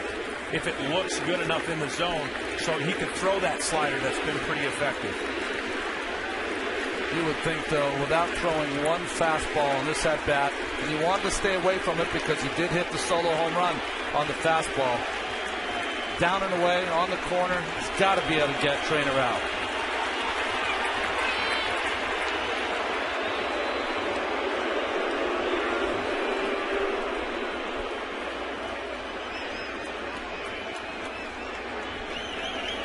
Guy's battling out there.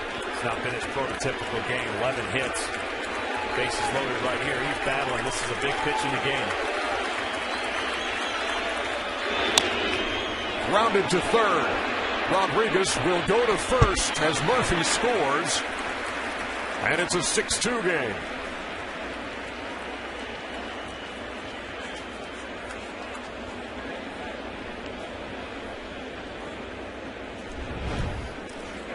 What an at-bat by Trainer. Not hit hard enough to turn two. A-Rod looked to home but had no play there. So almost like a football quarterback, had three options on that play. Double play, could not do it, could not go home. Proceeded to first with a big lead to at least get it out.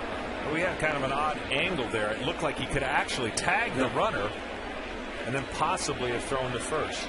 That's one of those things you don't see because in fielding the ball, you don't notice anything around you that's that close. Right here, if the Rangers are able to get a two-out hit, which they have done, that would make this game a lot more interesting as it plays forward. Strike one to Mitch Moreland, who struck out and singled.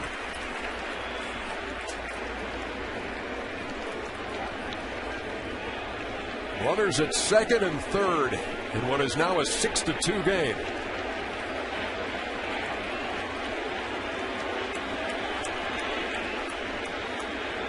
Moreland has 3 RBIs in this series and 4 in the postseason.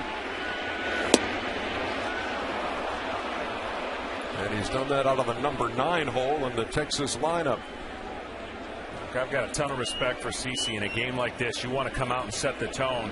He has really battled and kept his team in it. This could have got away from him in a couple different innings. And right now he could see he knows he's got to get through this batter. Probably going to be it. Turn it over to the bullpen, and they're going to Texas to play another game in the New York formula. We wait for pitch number 107 from CeCe.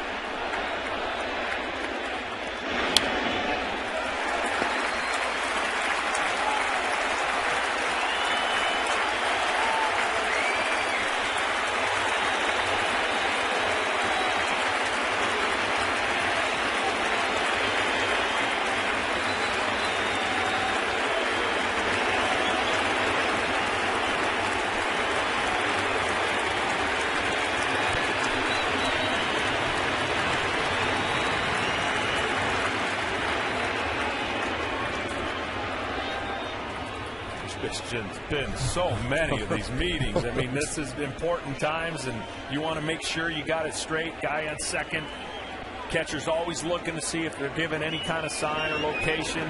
All kinds of things that go on in the middle of a game. You've got to make sure you're on the same page.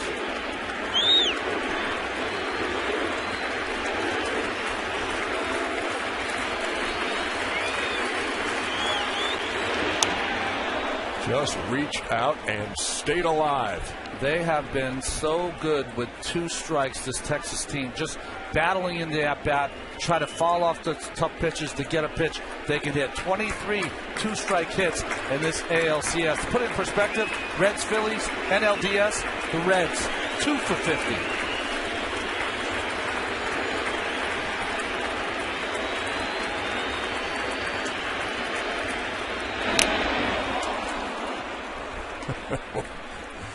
What a battle. Sabathia and Mitch Moreland.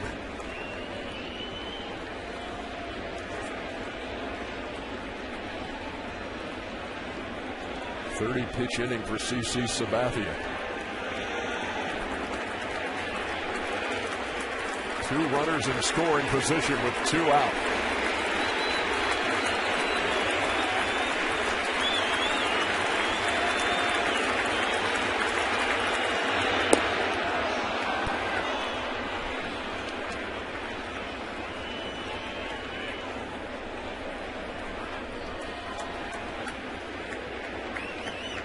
Talked about quadrants and pitch recognition. Low fastball that you get to foul off, that pitch might have more effectiveness. But a high fastball followed by something real low, you need a real aggressive hitter to swing at that.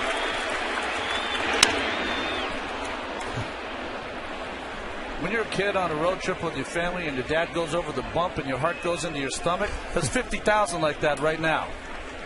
Here's a perfect setup. That ball was off the plate. That was a fastball that he extended himself to go foul. If he wants to get him on a pitch that he could bite, follow it up with a hard slider away and maybe get Mitch to swing at this one because of where the last pitch was run.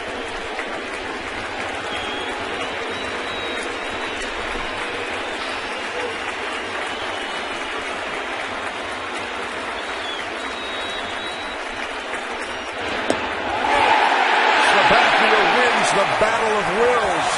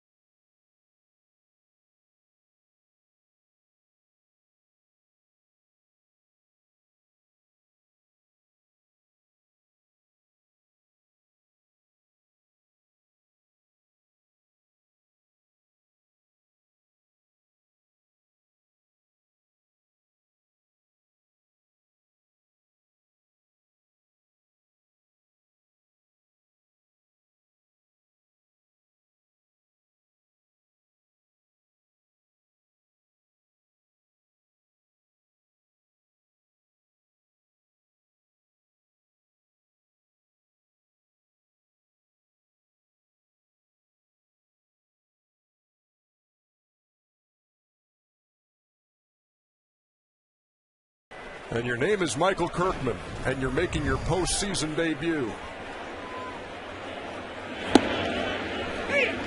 Want to take me inside the head and the heart and the stomach of this guy right now?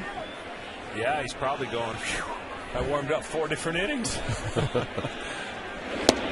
I think one of the things that's more difficult for him is Kirkman has been a starting pitcher in the minor leagues. So Ron Washington wanted to start him off in a fresh inning, but still, you must feel like your heart's beating about 180 beats a minute, and you feel like you're throwing harder than you've ever thrown in your life.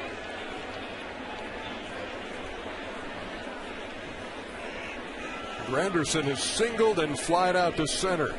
Knocked in a run in the second inning.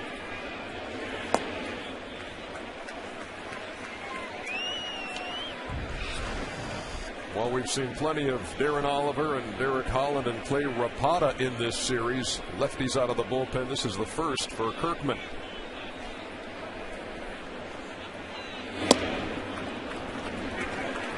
When you think of lefties, got to think of the unsung hero yesterday, Derek Holland, 3 2/3, 5 2/3 scoreless innings in this ALCS so far this postseason.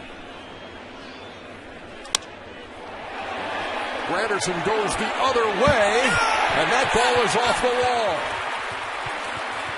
Stand-up double to lead off the 6th.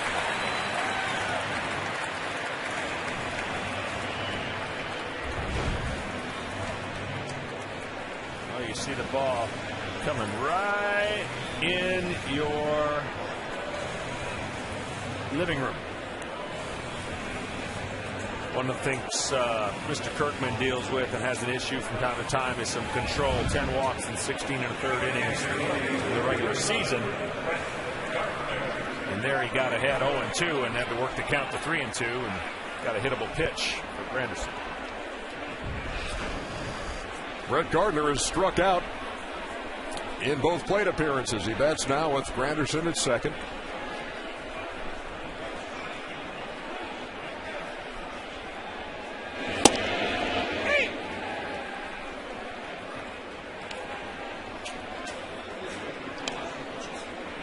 If you're just joining us, the Yankees scored 3 in the second, 2 more in the third, and 1 in the 5th.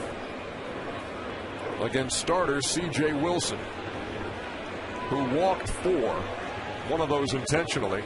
The 3 unintentional walks all scored. Run and foul by Gardner. And it's 0-2.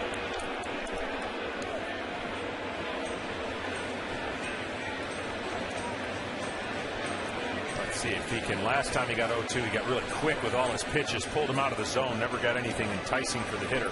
0-2 here. See if he can get his slider more over the middle of the plate and get a swing and miss strikeout. Gardner has struck out twice in this game, both on fastballs down and away. Been a hard time against the left-handers reaching that outside corner.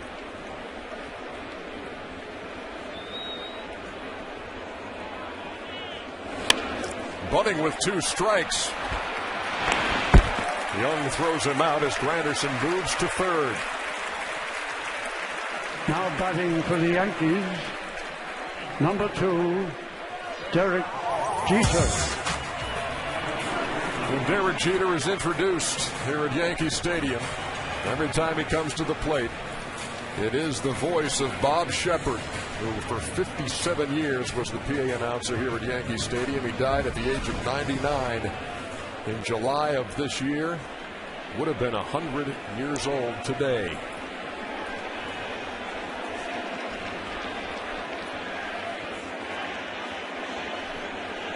And they remember him every time they put the pinstripes on.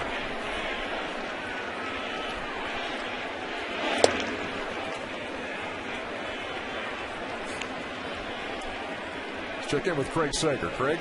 Well, you may wonder why it's just Derek Jeter that Bob Shepard continues to announce. That's because Derek Jeter had a lot of respect to him, went over to his house, had him record that separately. He always wanted, as long as he's a Yankee, to have Bob Shepard introduce him. So Derek Jeter did that on his own several years ago. Great tribute from the Yankee captain. for the Yankee voice. Third straight hitter that Kirkman has gone ahead 0-2 on. Granderson fought back to a full count before he doubled. Gardner laid down a sacrifice bunt that has Granderson at third with one out. Jeter trying to add to the Yankees' 4-run advantage.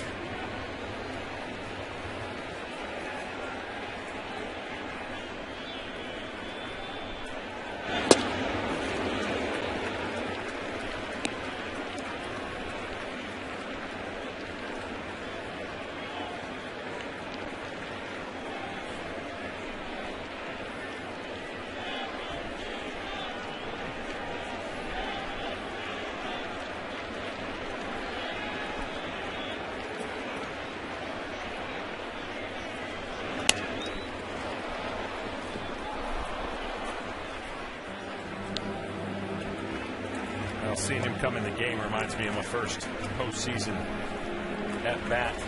I wasn't quite ready as I thought I was. They changed the game time on me. I had to rush my warm-ups. I had like 8 minutes to warm up, and the first batter of the game took me deep. Wake-up call. Hello, Orlando Merced. Why does that not surprise me, Smoltzy?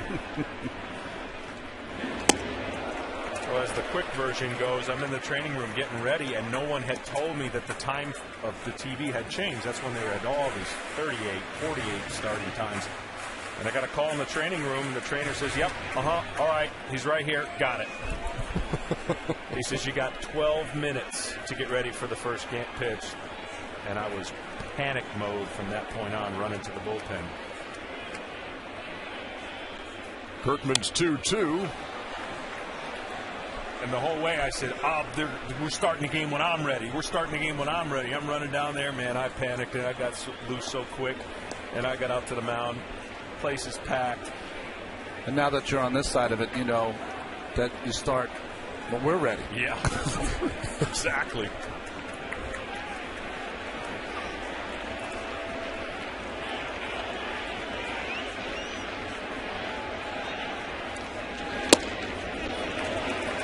The count full to Derek Jeter.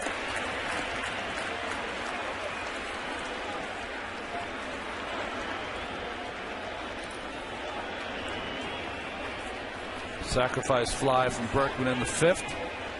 See if Jeter can get this run here in the 6th.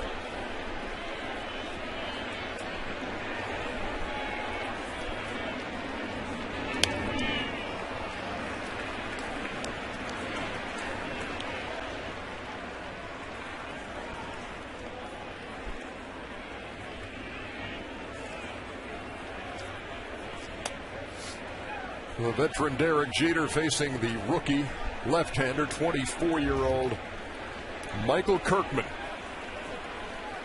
Jeter's played in more playoff games than he can remember, and this is the first time around for Kirkman. Comes in the bottom of the 6th in Game 5.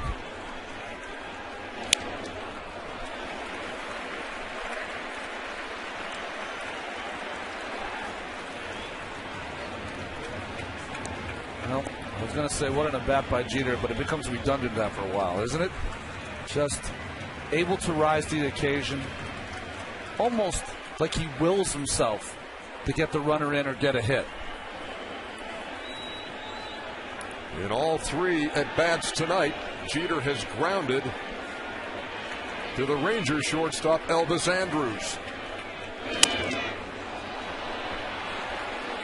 That will not stay in play, and the count 3-2 to Jeter. He's gotten 0-2 on all the guys and really have not obviously put somebody away with a pitch. But if he's going to do it here, he's spoiled a lot of fastballs, slider, something down.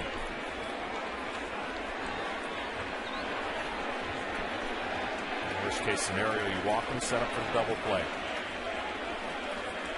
So they're going to go with the fastball in, try to freeze him.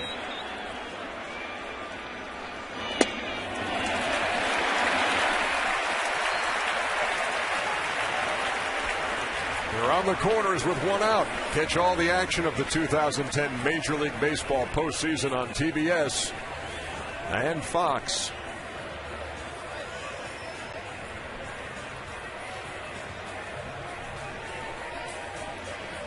The teams that played for it all last year, the Phillies down 2-1 to the San Francisco Giants. The Yankees, who won it all, trying to stave off elimination here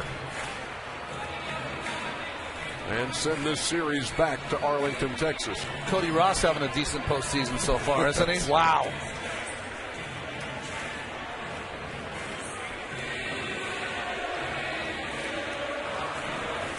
And fans discovering that you can have that dynamic starting pitching like the H2O factor they got going on in Philadelphia. And it's not a given. Here's Nick Swisher. Homered in the third. Walked and scored in the fifth.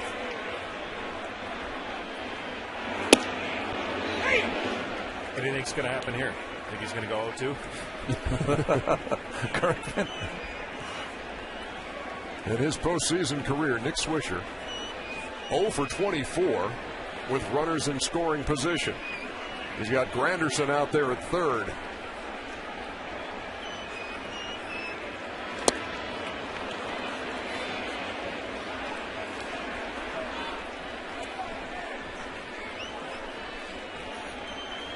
How about that, Smoltz? 0-2. 0-2. The hardest part of the young pitcher is trying to throw a better pitch than the one he just did. He doesn't need to. But your body and mind says, okay, put him away, put him away.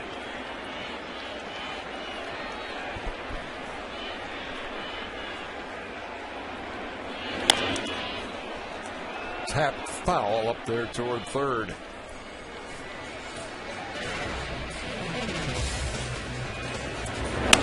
This was Swisher in the third. Nice job pulling his hands in there on a fastball in, and no doubt about it.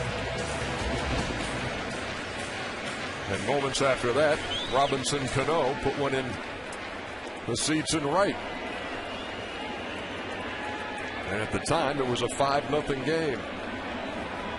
The Yankees answered the Rangers run in the fifth. Can they answer again here in the sixth?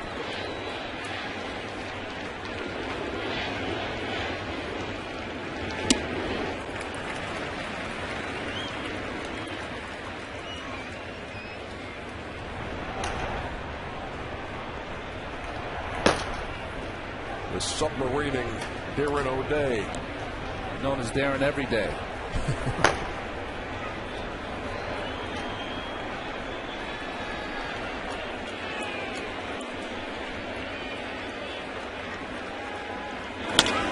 Well, that's hit hard, but Kinsler made the play. And there's 1 and 2. And Michael Kirkman gets out of his first inning of postseason play as we are in the 7th.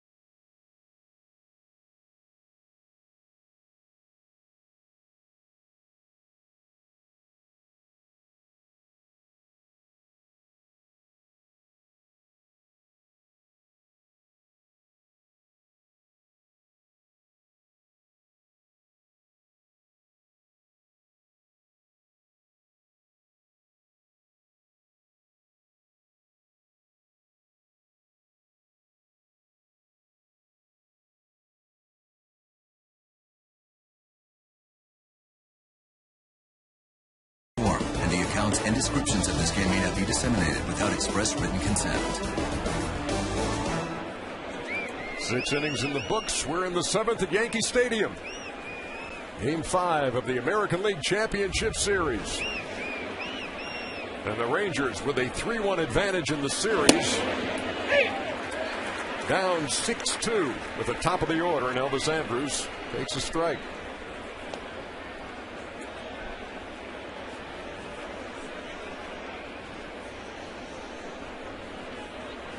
Kerry Wood on in relief of CC Sabathia. Well, when he came over to the Yankees, it did not allow an earned run from August 6th to September 26th. But in the postseason so far, he has been semi-hit and miss. When he's come in, he's either had command of that fastball and has really rushed through these lineups, or he's had the inability to throw strikes.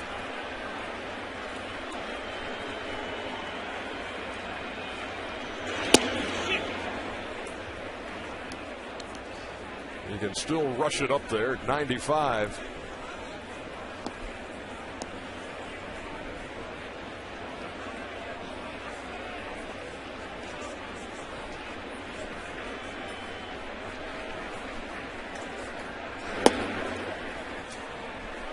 Kerry has said that early in his career, when he was on some of those real good Cubs teams, just assumed that at some point he'd play in the postseason with them. This is his chance.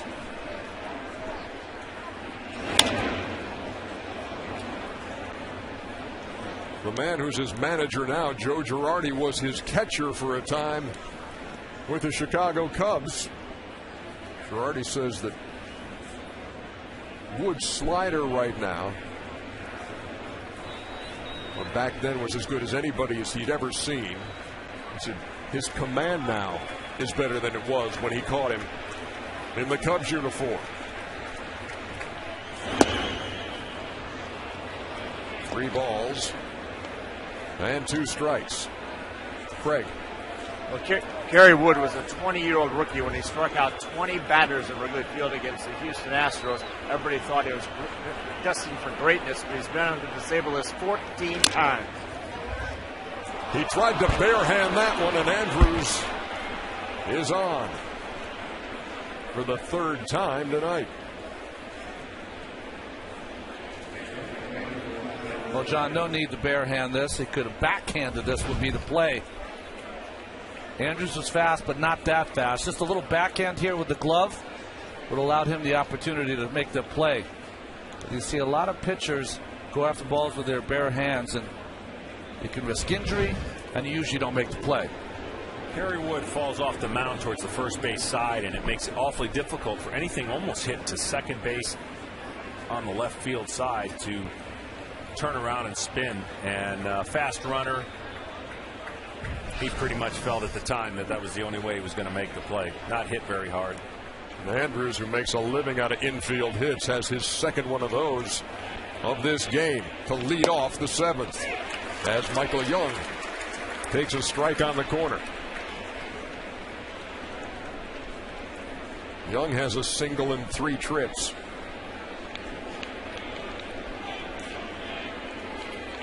I still expect the Rangers to try and steal some bases, even down 4 runs. Kerry Wood got a decent move as we've seen, but still can be slow to home plate. Well, Ron Washington calls it a balk move, and why does he think it's a balk move? Kerry will really move that front knee just before he spins and throws to first base. It got Ian Kinsler earlier in the series.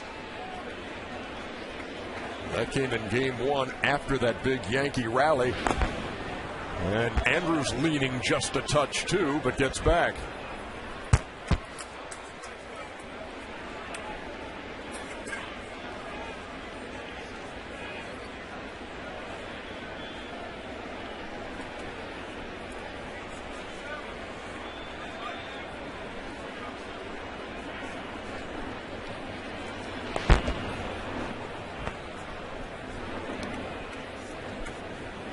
Now you're thinking, okay, that's the limit. He won't come over for it. I'm going. Well, the one thing when you call that from Posada to Wood to throw over. Can't lose your commitment to the plate and the batter. Young's too good of a hitter. You saw Tony Pena, bench coach. And he's the guy who, when Kerry Wood did pick off Ian Kinsler, he's the guy who gave the sign from the dugout for Wood to throw over.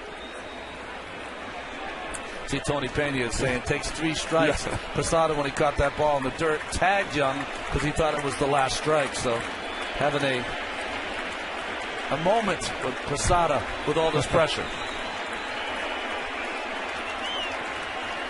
The count is 0-2. Breaking pitch never came down and sailed to the screen. And now Andrews in scoring position with nobody out. Well, all the throws over to no avail.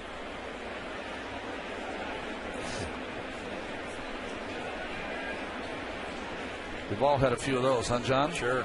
Just trying to break it 10 feet instead of the 3 feet.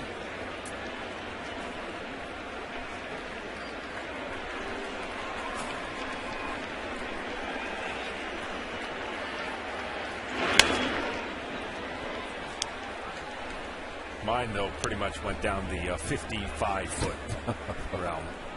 You wanted to beat up the catcher on the way back to the backstop. Yeah.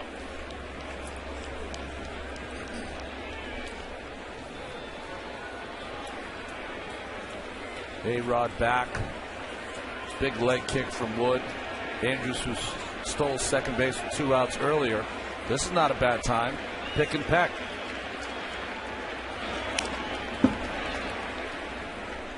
Young just did get a piece. All in 2 strikes.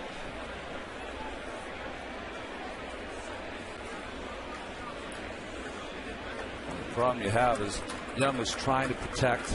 What if he hits a soft liner somewhere? That's 2 outs and on your way out of the inning.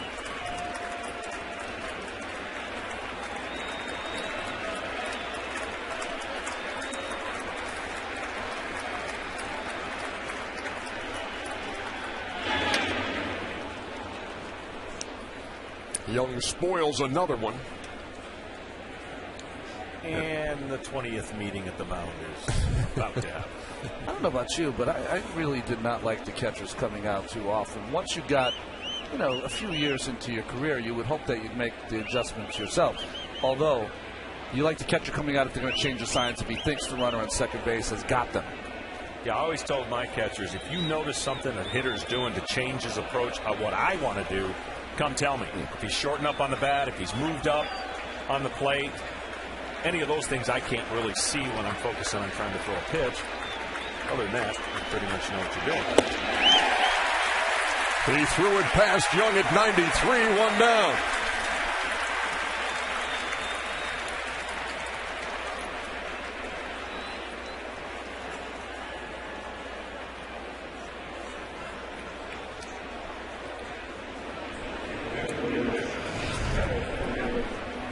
Josh Hamilton at the plate has 4 home runs in this American League Championship Series. Nobody's ever had more. Who's going to get there first?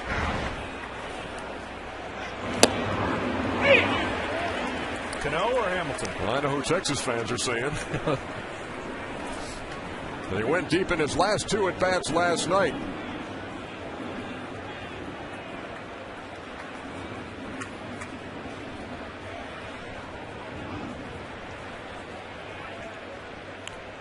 Think about Hamilton, and that's why his .359 average shows what kind of hitter he is. Very rarely do you have a power hitter of his renown, and there's no shift really in the infield. Shortstop, Jeter, up the middle, but everyone else where you should be for even a right-handed hitter. They have him picked off, and they got him.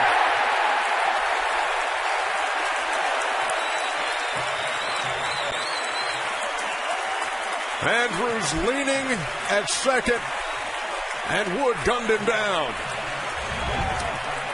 Cardinals sin to be picked off. Nice move by Wood. Picked off with your best hitter up at the plate. A chance to get 2 runs closer.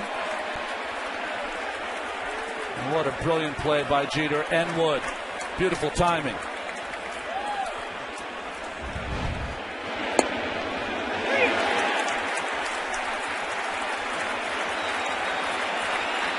So he gets Kinsler in game 1, Andrews here in game 5. And he's got Hamilton 0-2.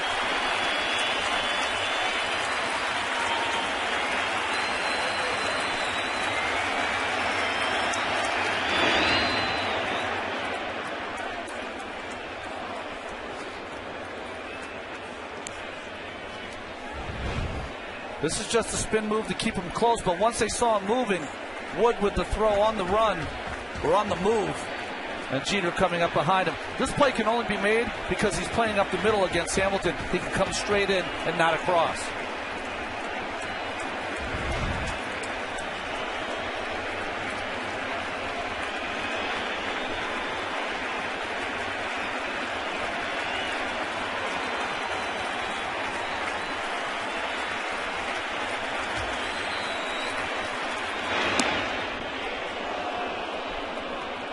Two with 2 out.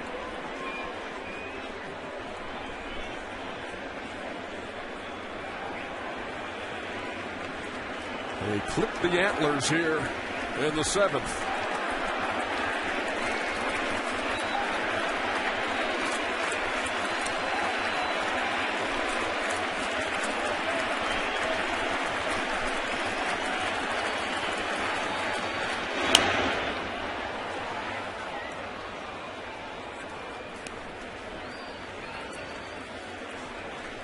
Hamilton is 1 out of 3 tonight, singled sharply in the first.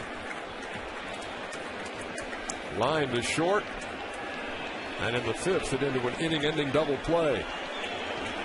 There's C.J. Wilson, who was not the same C.J. Wilson we saw in game 1.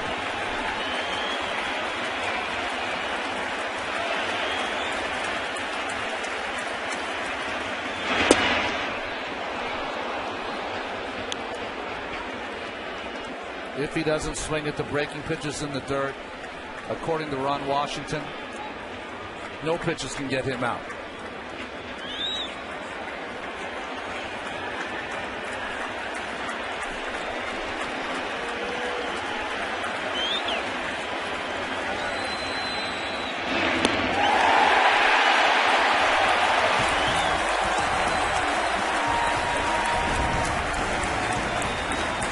They're all smiles in New York. It's time to stretch.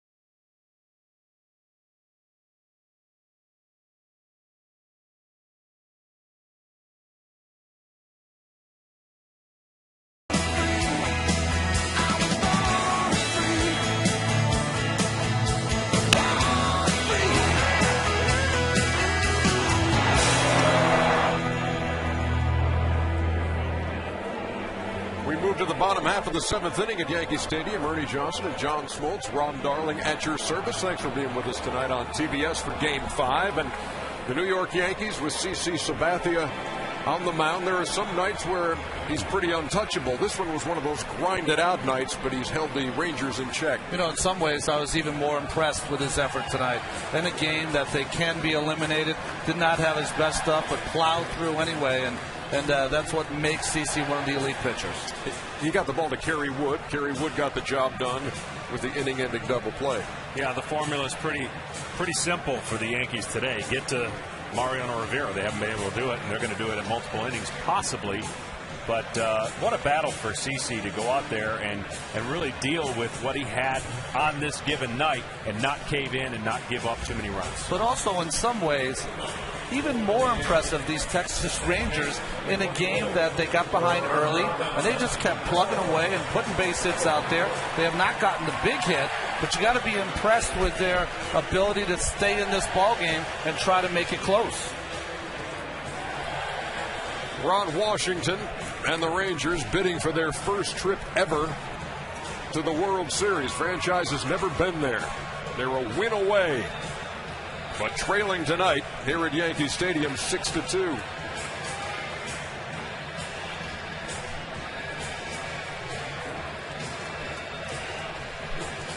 Robinson Cano will lead it off in the bottom half of the 7th. He homered in the 3rd. He's 1 out of 3.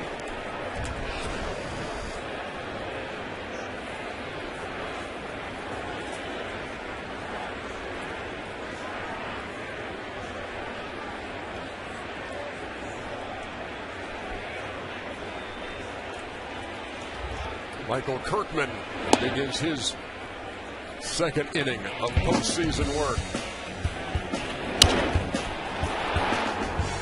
Well, just a little breaking ball away, and after the home run by Swisher back-to-back from Cano, who has been equally as impressive as Hamilton. Lazy fly ball to center that Hamilton handles for the first out. And boy, was he upset he missed that pitch. Has not happened often, if at all, in this series. Watch right here. He's got it sighted in, and then, oh, man.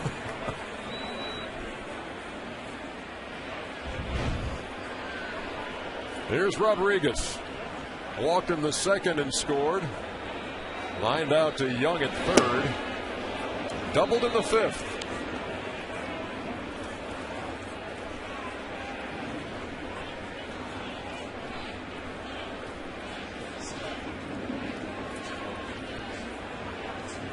Rangers have out-hit the Yankees 12-7. They trail 6-2.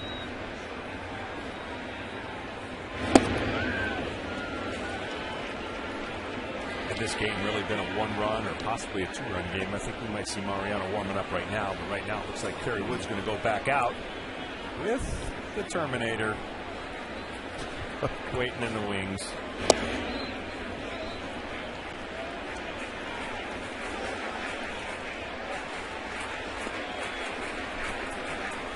Yeah, we saw Rivera in game 1 of this series, closing it down after the Yankee rally, and haven't seen him since. Louisville Sluggers happy. Haven't had to resupply the Ranger bat rack.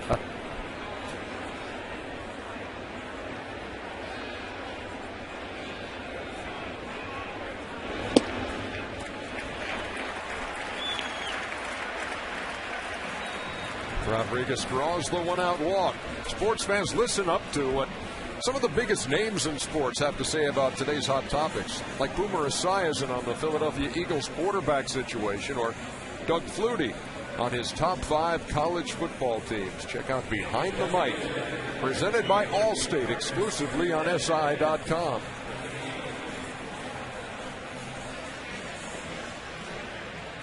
Is that a computer thing? Yeah, that'd be a website. Yeah, okay. SI.com. Just checking. Good place to go for all sports.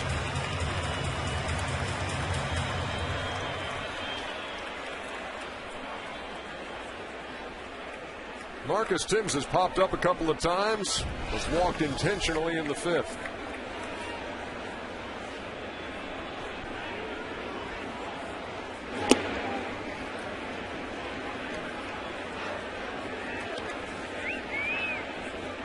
So, Ron, John talked about his first postseason experience and about not knowing when the game started. What can you relate to? Well, I don't have that excuse. I knew exactly when the game started, and I was fresh and ready to go. It didn't help me, though. First batter I faced, Billy Doran, underrated, great second baseman for those Houston Astros team, grounded out. But when the end of the inning was done, 2 runs were across. So I didn't have much success the first time around either, John.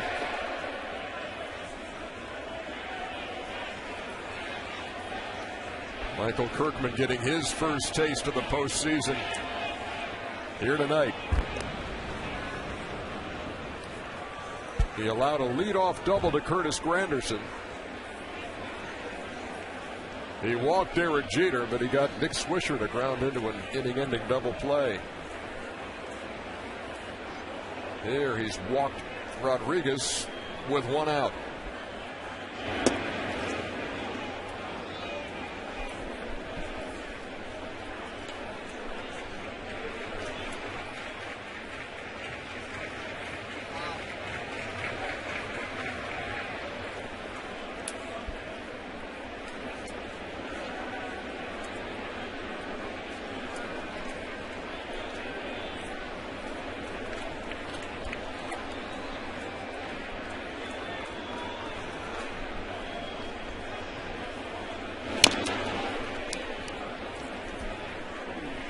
Two balls and 2 strikes to Marcus Timms.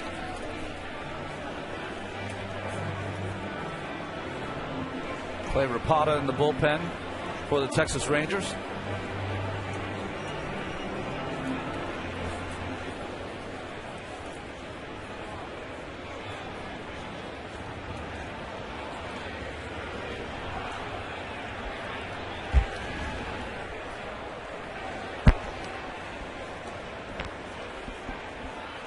Rangers have been road warriors here in the postseason, 5-0. Team ERA of a flat 1. Tonight they trail 6-2, and that perfect road record in jeopardy. There goes Rodriguez.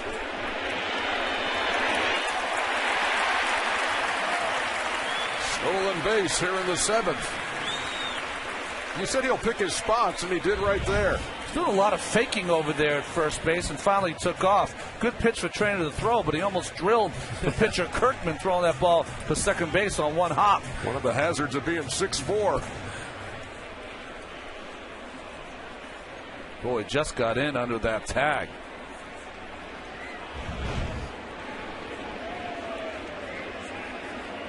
The payoff to the Yankees DH. Down the line and left. And just foul.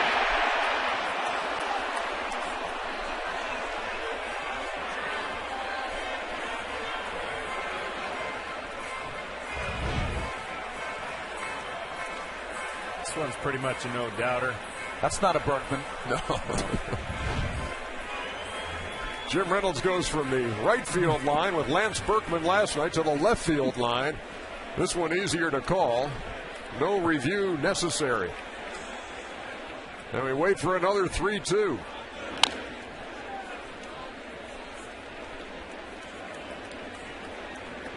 That ball tapped foul right down there next to Craig Sager and producer Ben Bowman.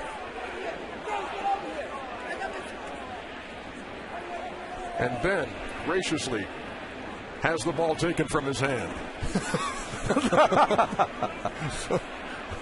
Worthy recipient. That's outstanding. No, Ben had every intention of finding a worthy recipient for that ball, and a young Yankee fan got it.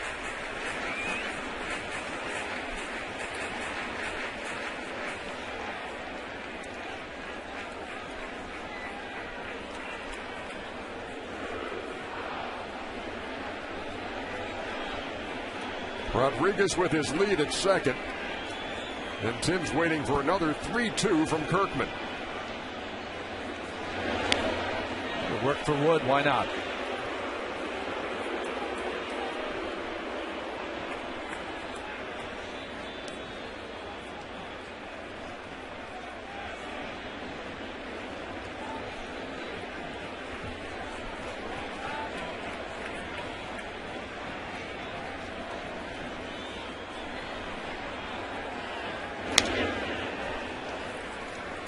Timms has been right on a few pitches, fouled him straight back to the screen.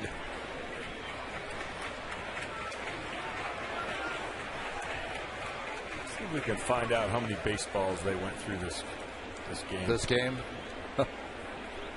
Several. And a lot.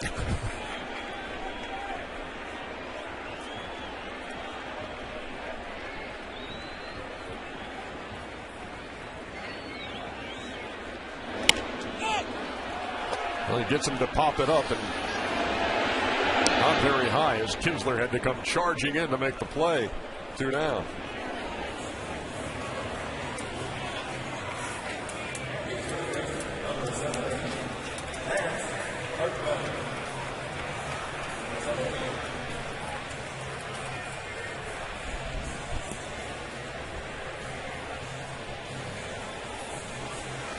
Well, here's Lance Berkman.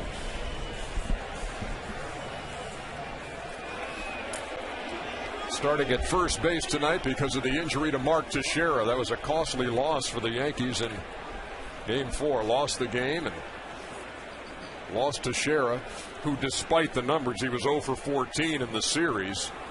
But still, the presence of Mark Teixeira defensively and just in that batting order. Oh, there's so many more things that you lose with not having him in there.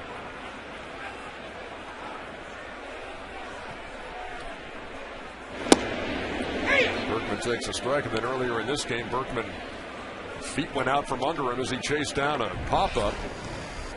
Got the wind knocked out of him, and may have hit his head a little bit or snapped his neck. But he was able to stay in the game.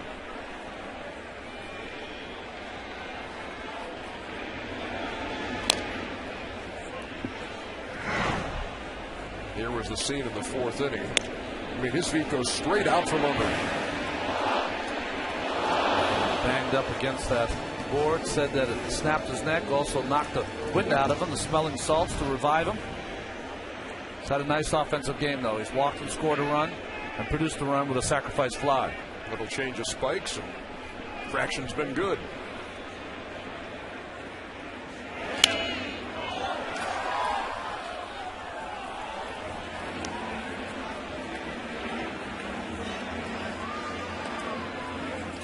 Hard to think he could generate that much speed with that little time, but when you go from one surface to the other, he'll get ribbed about that quite often. The Yankees continue to win.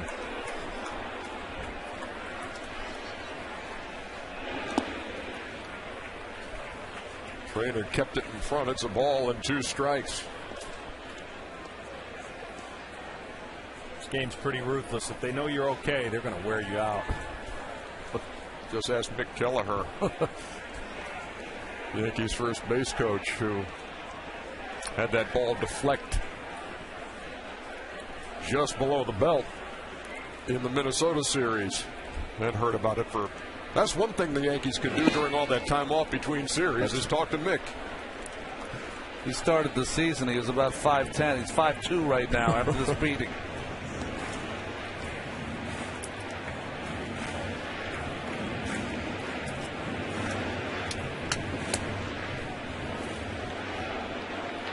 Two balls, 2 strikes, 2 outs.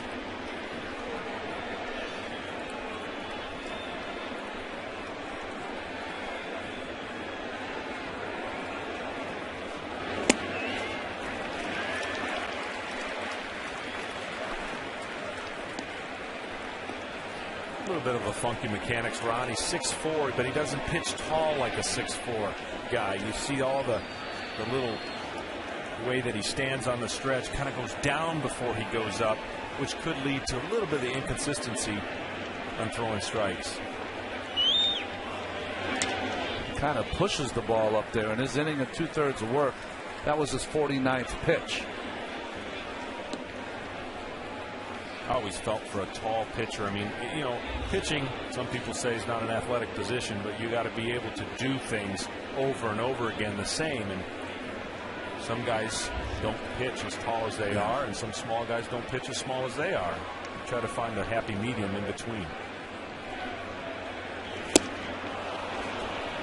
Kirkman strikes out Berkman, and that ends the 7th.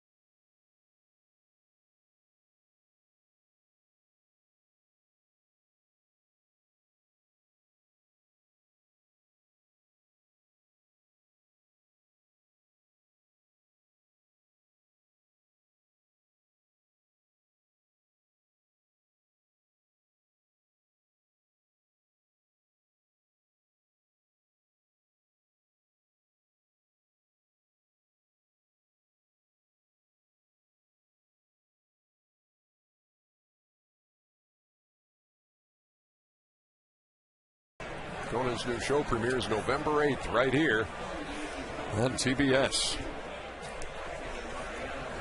I'm telling you guys, you missed out how fun that is. I love Kareem in the back. Yeah, he doesn't think it's too funny back there. Well, no, they superimposed him in there.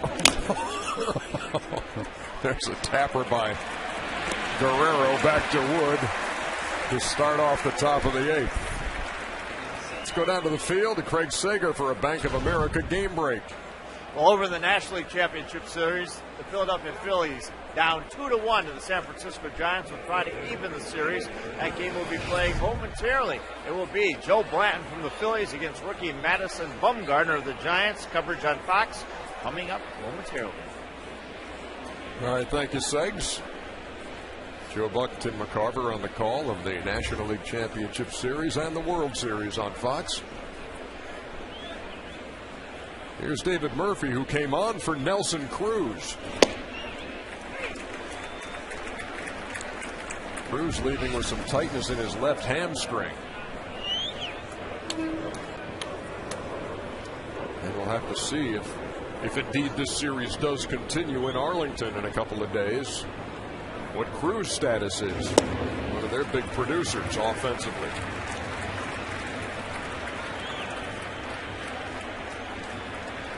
Kerry Wood working in his second inning.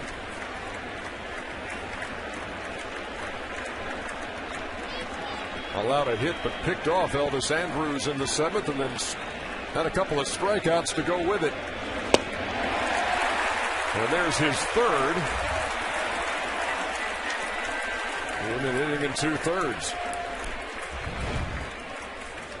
Well, this is why you acquire people like Kerry Wood. They can have shutdown innings where the ball is not put in play. You have bench guys like Lance Berkman and Austin Kearns that came late to the season.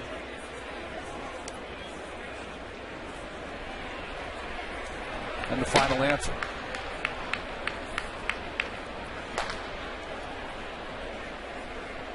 Everybody's available at this time.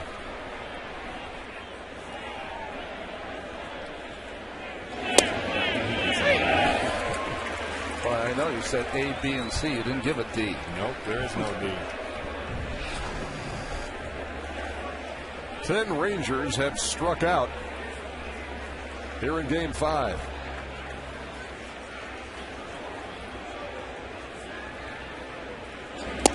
Jeff Francoeur, the only starter who has not.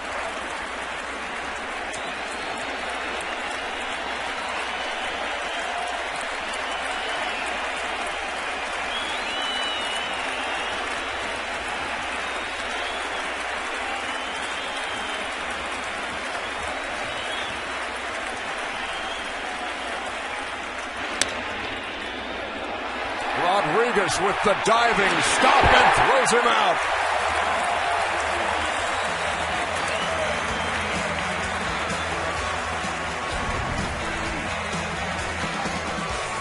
The Yankees 3 outs away from a return to Texas.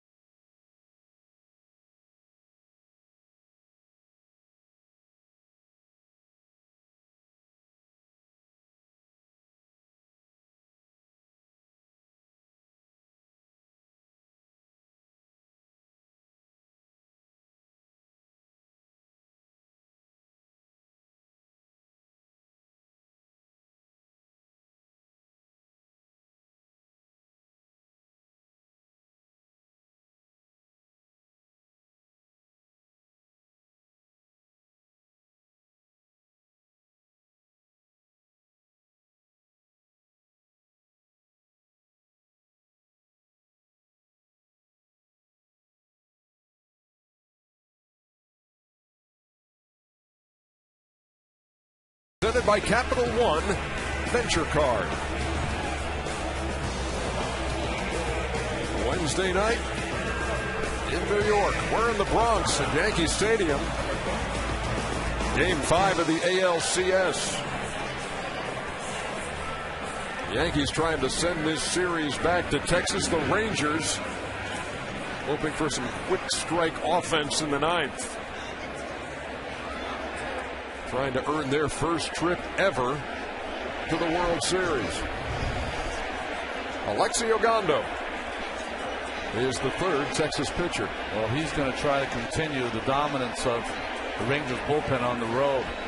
0 ERA on the road for the Texas bullpen. A converted outfielder in the Oakland A's organization. Never pitched above the Dominican Summer League until this season.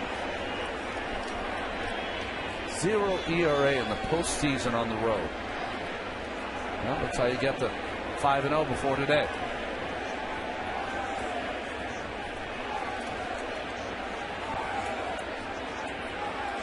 Posada waiting on an 0-1. Well, I told you everybody's available until you're in a position to win the game, and Phil Hughes is getting a bullpen session in for what he hopes to be the next start. Game 6 start.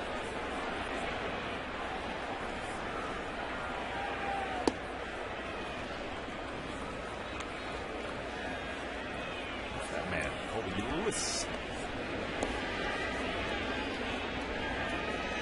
If things stay as they are, then you're looking at Hughes and Lewis.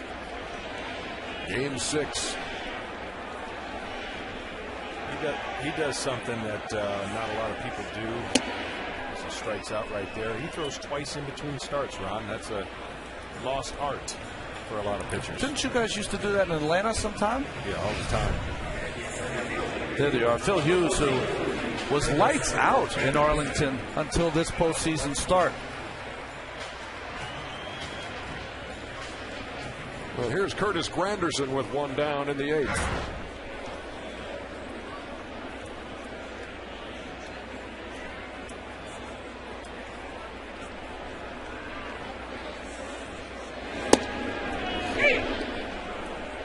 Granderson takes a strike.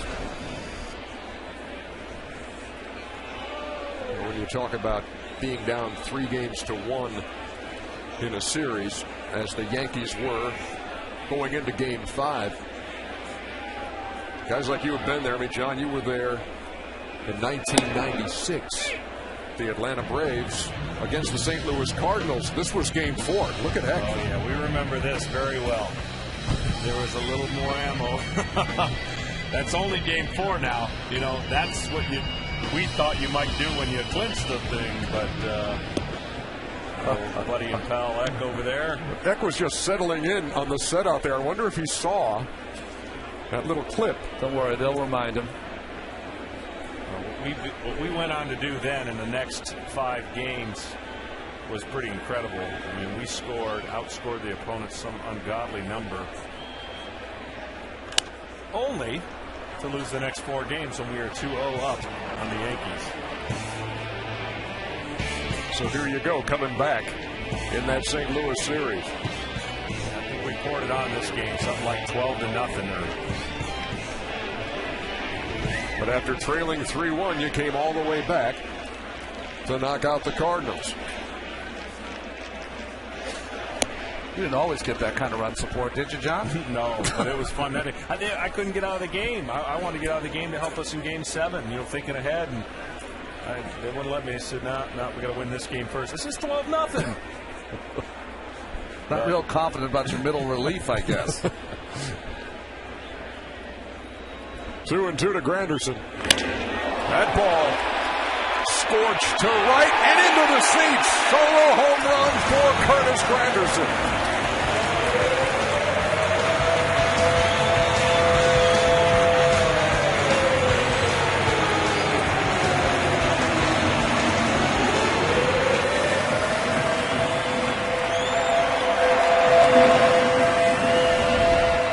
They got out of here in a hurry. Well, there's just something about this park and feeling comfortable as a hitter. You know that wall is very, very reachable. And a home run for Curtis, as he has just been really good, not only today, but in the playoffs. Brett Gardner takes. Well, I know Reggie Jackson's in the ballpark. That was very Reggie Jackson-like for that line drive to right field. Just was handed the note, Ernie. We outscored them 48-2. We being the Atlanta Braves over the St. Louis Cardinals in the next that 5 video games. that we referred to.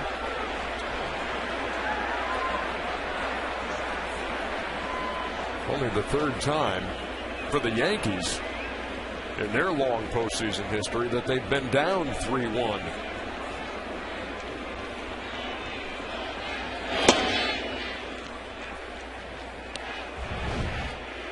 You just look great balance, turn, burn, and there it goes. Line drive.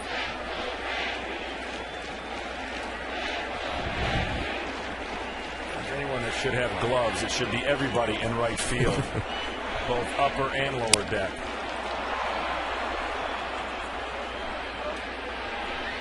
There's the second out of the 8th. TBS this November. Welcome to college. For these 4 freshmen, the rush is on. Don't miss the series premiere of Glory Days, November 16th at 10, 9 Central, only on TBS.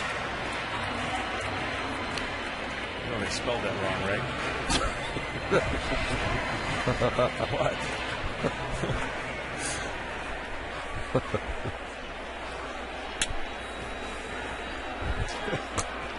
That's Glory Days on TBS. Very funny.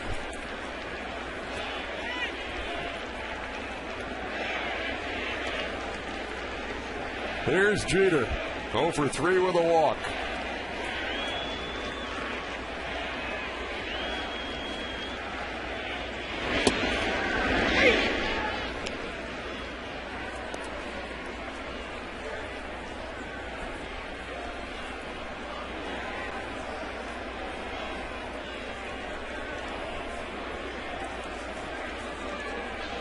Both these teams coming to the ballpark with bags packed. Yankees fully ready to return to Texas. Rangers knowing they either clinch the American League pennant tonight or at the very worst be heading home for Game 6, and if they need it, Game 7 in their own ballpark, the Rangers ballpark in Arlington, after tomorrow's travel day. It's a strange phenomenon, though, with added pressure. The Yankees hold on to win this game. It goes back to Arlington, but the Rangers have been in that position before in the ALDS against the Tampa Bay Rays. Going home, a chance to clinch, couldn't get the job done. Well, if you're Colby Lewis, you can be a hero to Cliff Lee by winning that game and setting up your ace to pitch Game 1 of the World Series. You got Cliff Lee in the wings in case it doesn't get done in Game 6, but that's a great position to be in to set up your team for a better chance in the next series.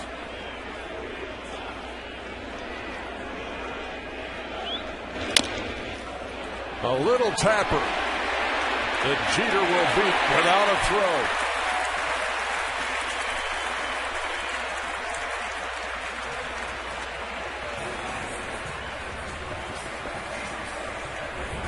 Got to enjoy those base hits. Full swing. Goes about 40 feet down the line. No chance for Ogando to make that play. And that's what makes Jeter Jeter. First 3 at-bats, 3 ground outs to Andrews. Base on balls and a hit in his last 2 at-bats.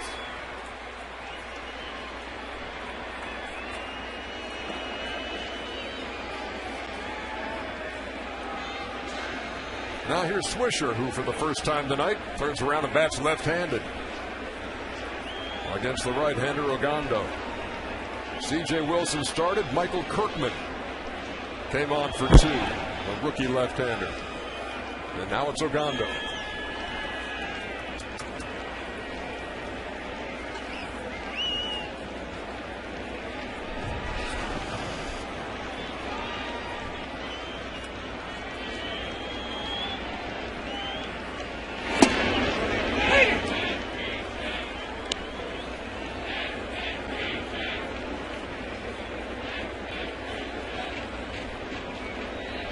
Hitting coach Kevin Long and Alcs. You know, we've talked a lot about Kevin Long and how he's helped guys out. He's helped Swisher out. He's helped Granderson out. Teixeira at times. Don't forget he helped Joe Girardi out as well. Because he had a drill that they were doing in the cage, and Girardi took about 15 swings and went deep on the last one. We were kidding Joe about it, and he said, well, honestly, the only reason I was doing the drill because he wants to bring it back home and teach his kids.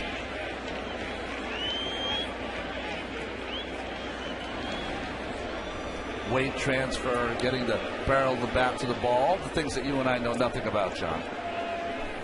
We know a little bit about it, and that's only we want to do opposite of what those guys are trying to do.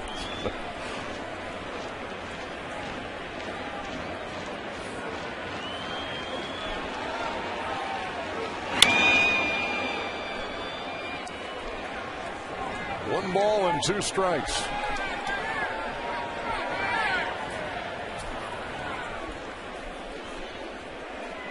Did you ever go deep? Play? I did, but to tell you the story, I went deep in 2 successive games. So that tells you how many dry periods there were before and after. And the only reason a guy like John would ask a question of a guy like you, Ron, would be, oh, really? Because I went. No, there's nothing there in there. There's nothing in there. How many times, John? I don't even remember. John, how many times? I don't remember the 5 times I did it.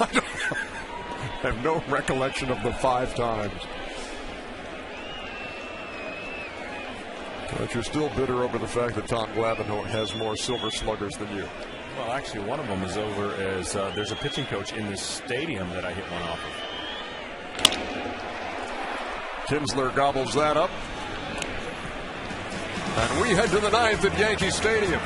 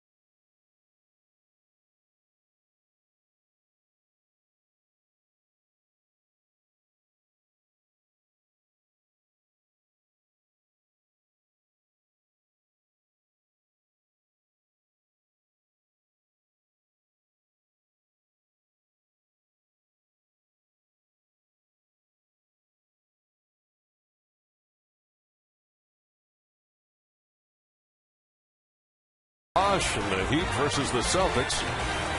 Rockets and the Lakers on Premier Week, presented by Autotrader.com in 6 days on TNT. Top half of the ninth inning at Yankee Stadium. And with a 5-run lead, Mariano Rivera is on for New York. Yeah, I don't feel good about this.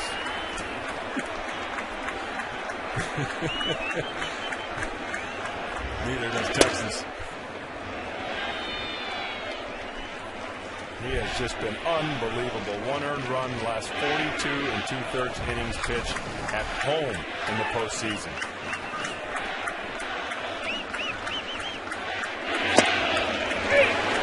Ball and a strike to Jeff Francoeur. 42 career postseason saves, ERA of 0.72. It is 137 and 2/3 innings.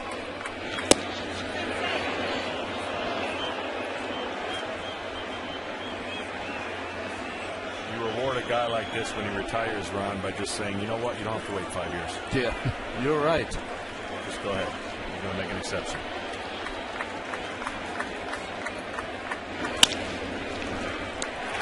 Robinson Cano will handle the first one. 1 down. This American League Championship Series coverage on TBS has been presented by Capital One Venture Card. The Yankees 2 outs away from sending this back to Texas for Game 6 on Friday night.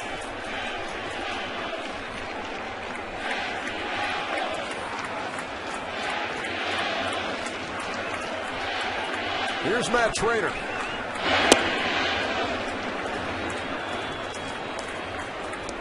Trainer got him on the board in the 5th with a solo home run leading off the inning. Rangers added another one in the 6th, but that's been it. Those few people who didn't watch the game on this channel and actually just looked at the scores in the paper, you'd say this series hasn't been close at all, but quite the contrary. It's been a weird series from the final score, but really an opportunity galore for both offenses. And up to this point, Texas has had the upper hand. Well, Joe Girardi said before the game, in comparing the first series and this one, said in that Minnesota series, we got every big hit. Yeah. They've been getting the big hits in this series.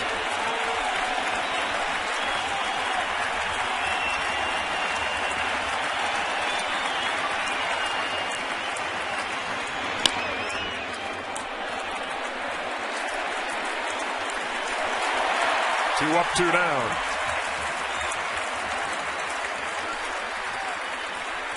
Craig Sager. Well, you mentioned that the Yankees came to this ballpark with their bags packed, the flight scheduled. They're fully expected to win this game. The Texas Rangers were hoping to win here tonight, not only so they wouldn't have to take chances going back to Texas, but also that they've been so good on the road. They clinched the division title in Oakland. They won at Tampa Bay.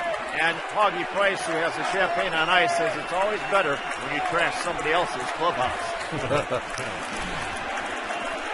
Not going to happen tonight, as Mitch Moreland takes down low from Rivera. Well, there's going to be 50,000 strong in their Ranger red and the towels when they get back. A pretty gutty effort here by the Yankees to get one game closer. And considering that the franchise that never won a postseason series until they beat the Rays, appropriate if they can get through the Yankees to try to do it home. And that man poised for a Game 7 if it's needed.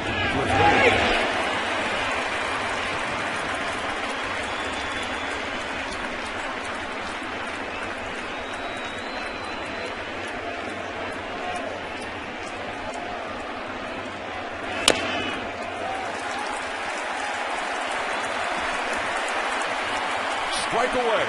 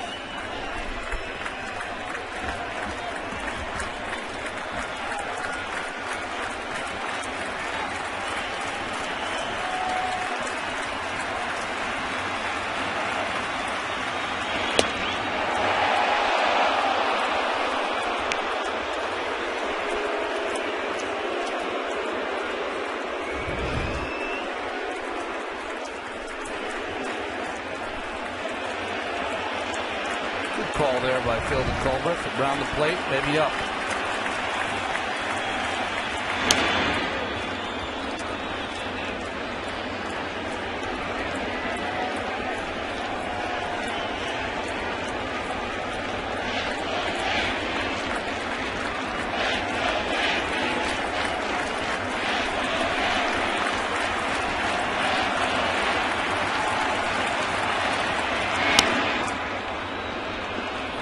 Battling with 2 out here in the 9th. The Yankees have only done this 3 times, been behind 3-1. The time they came back and win it was 1958. Both those games on the road in Milwaukee.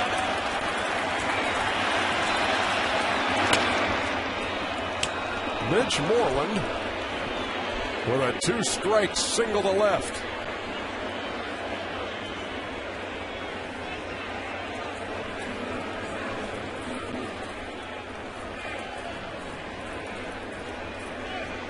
So in a 5-run game in the 9th, a runner at first with 2 down.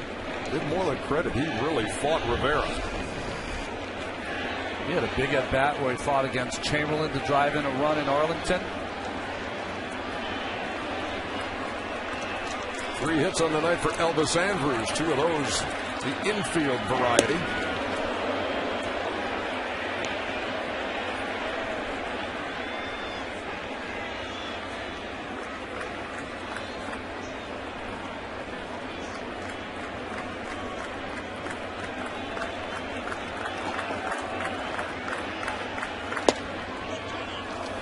But after his last infield single in the 7th, he had gone to second on a wild pitch, and Kerry Wood got him. The Rangers have been aggressive all season long, occasionally aggressive to a fault.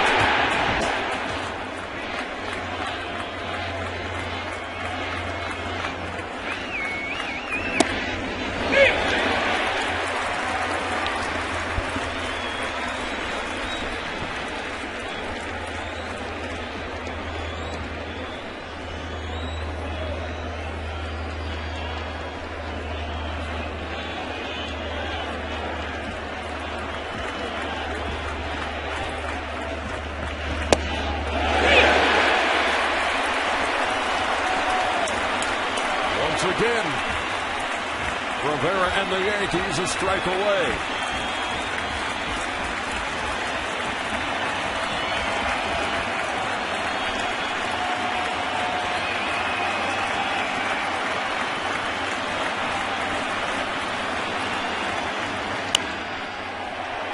In foul territory, there will be a Game 6 in Arlington.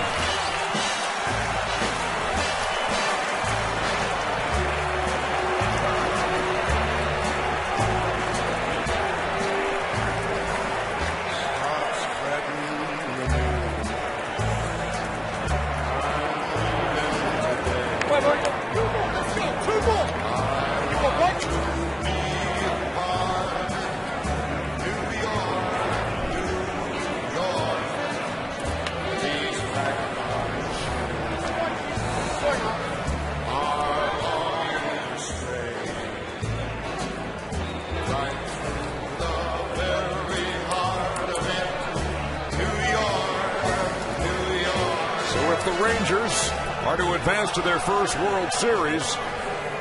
They'll have the chance to do it at home. Mo and the Yankees staring elimination in the face. Dodge it here at Yankee Stadium. It's 3-2 as we go to Craig Sager. Well, a few people come to the ballpark with more enthusiasm than Nick Swisher. What was it like facing an elimination game here down 3-1 today? You know, we knew it was do or die, and to be able to come out and play the way we did today just shows how resilient this team is. You know, we never feel like we're out of anything, and that's a great attitude to have. You've been struggling all year against Texas, also in this series, but tonight you seem to really have the focus. You got the home run. What was different? I appreciate you bringing that up, but it's not an individual game. It's a team thing. You know, when we go out and we play hard every day. We got great pitching tonight from our big man. And just looking to push this game, one more game, and then we got one more after that. I was trying to emphasize the home run. I wasn't trying to talk about your struggles. What did that feel like? That was great. You know, the way C.J. Wilson's been pitching all year long, to be able to get some hits like that, like we did, and to be able to keep adding on like we did all game, you know, that was good Yankee baseball today. So we just want to continue to keep that going. Where's your confidence level now, down 3-2 going to Texas? You know, we feel great. You know, just like it was coming into the ballpark today. I mean, you know, we know if we lose, we're done. So we're going out there, we're giving it everything we got, and we'll see where this thing's going to take us. All right, I see you're still enthusiastic. Back to you. All right, man. See you, AJ. Thank you very much, Craig. So what you doing Friday night, folks? Join us on TBS for Game 6 between the Yankees and the Rangers. Coverage begins at 7:30 Eastern with TBS MLB on deck, presented by Jeep. For Ron Darling and John Smoltz, and for Craig Sager and the rest of the crew, this is Ernie Johnson saying goodnight from New York. TBS is your exclusive home for the American League Championship Series. After the break, stay tuned for Inside MLB, presented by Captain Morgan. And remember, to drink responsibly. See you in Texas.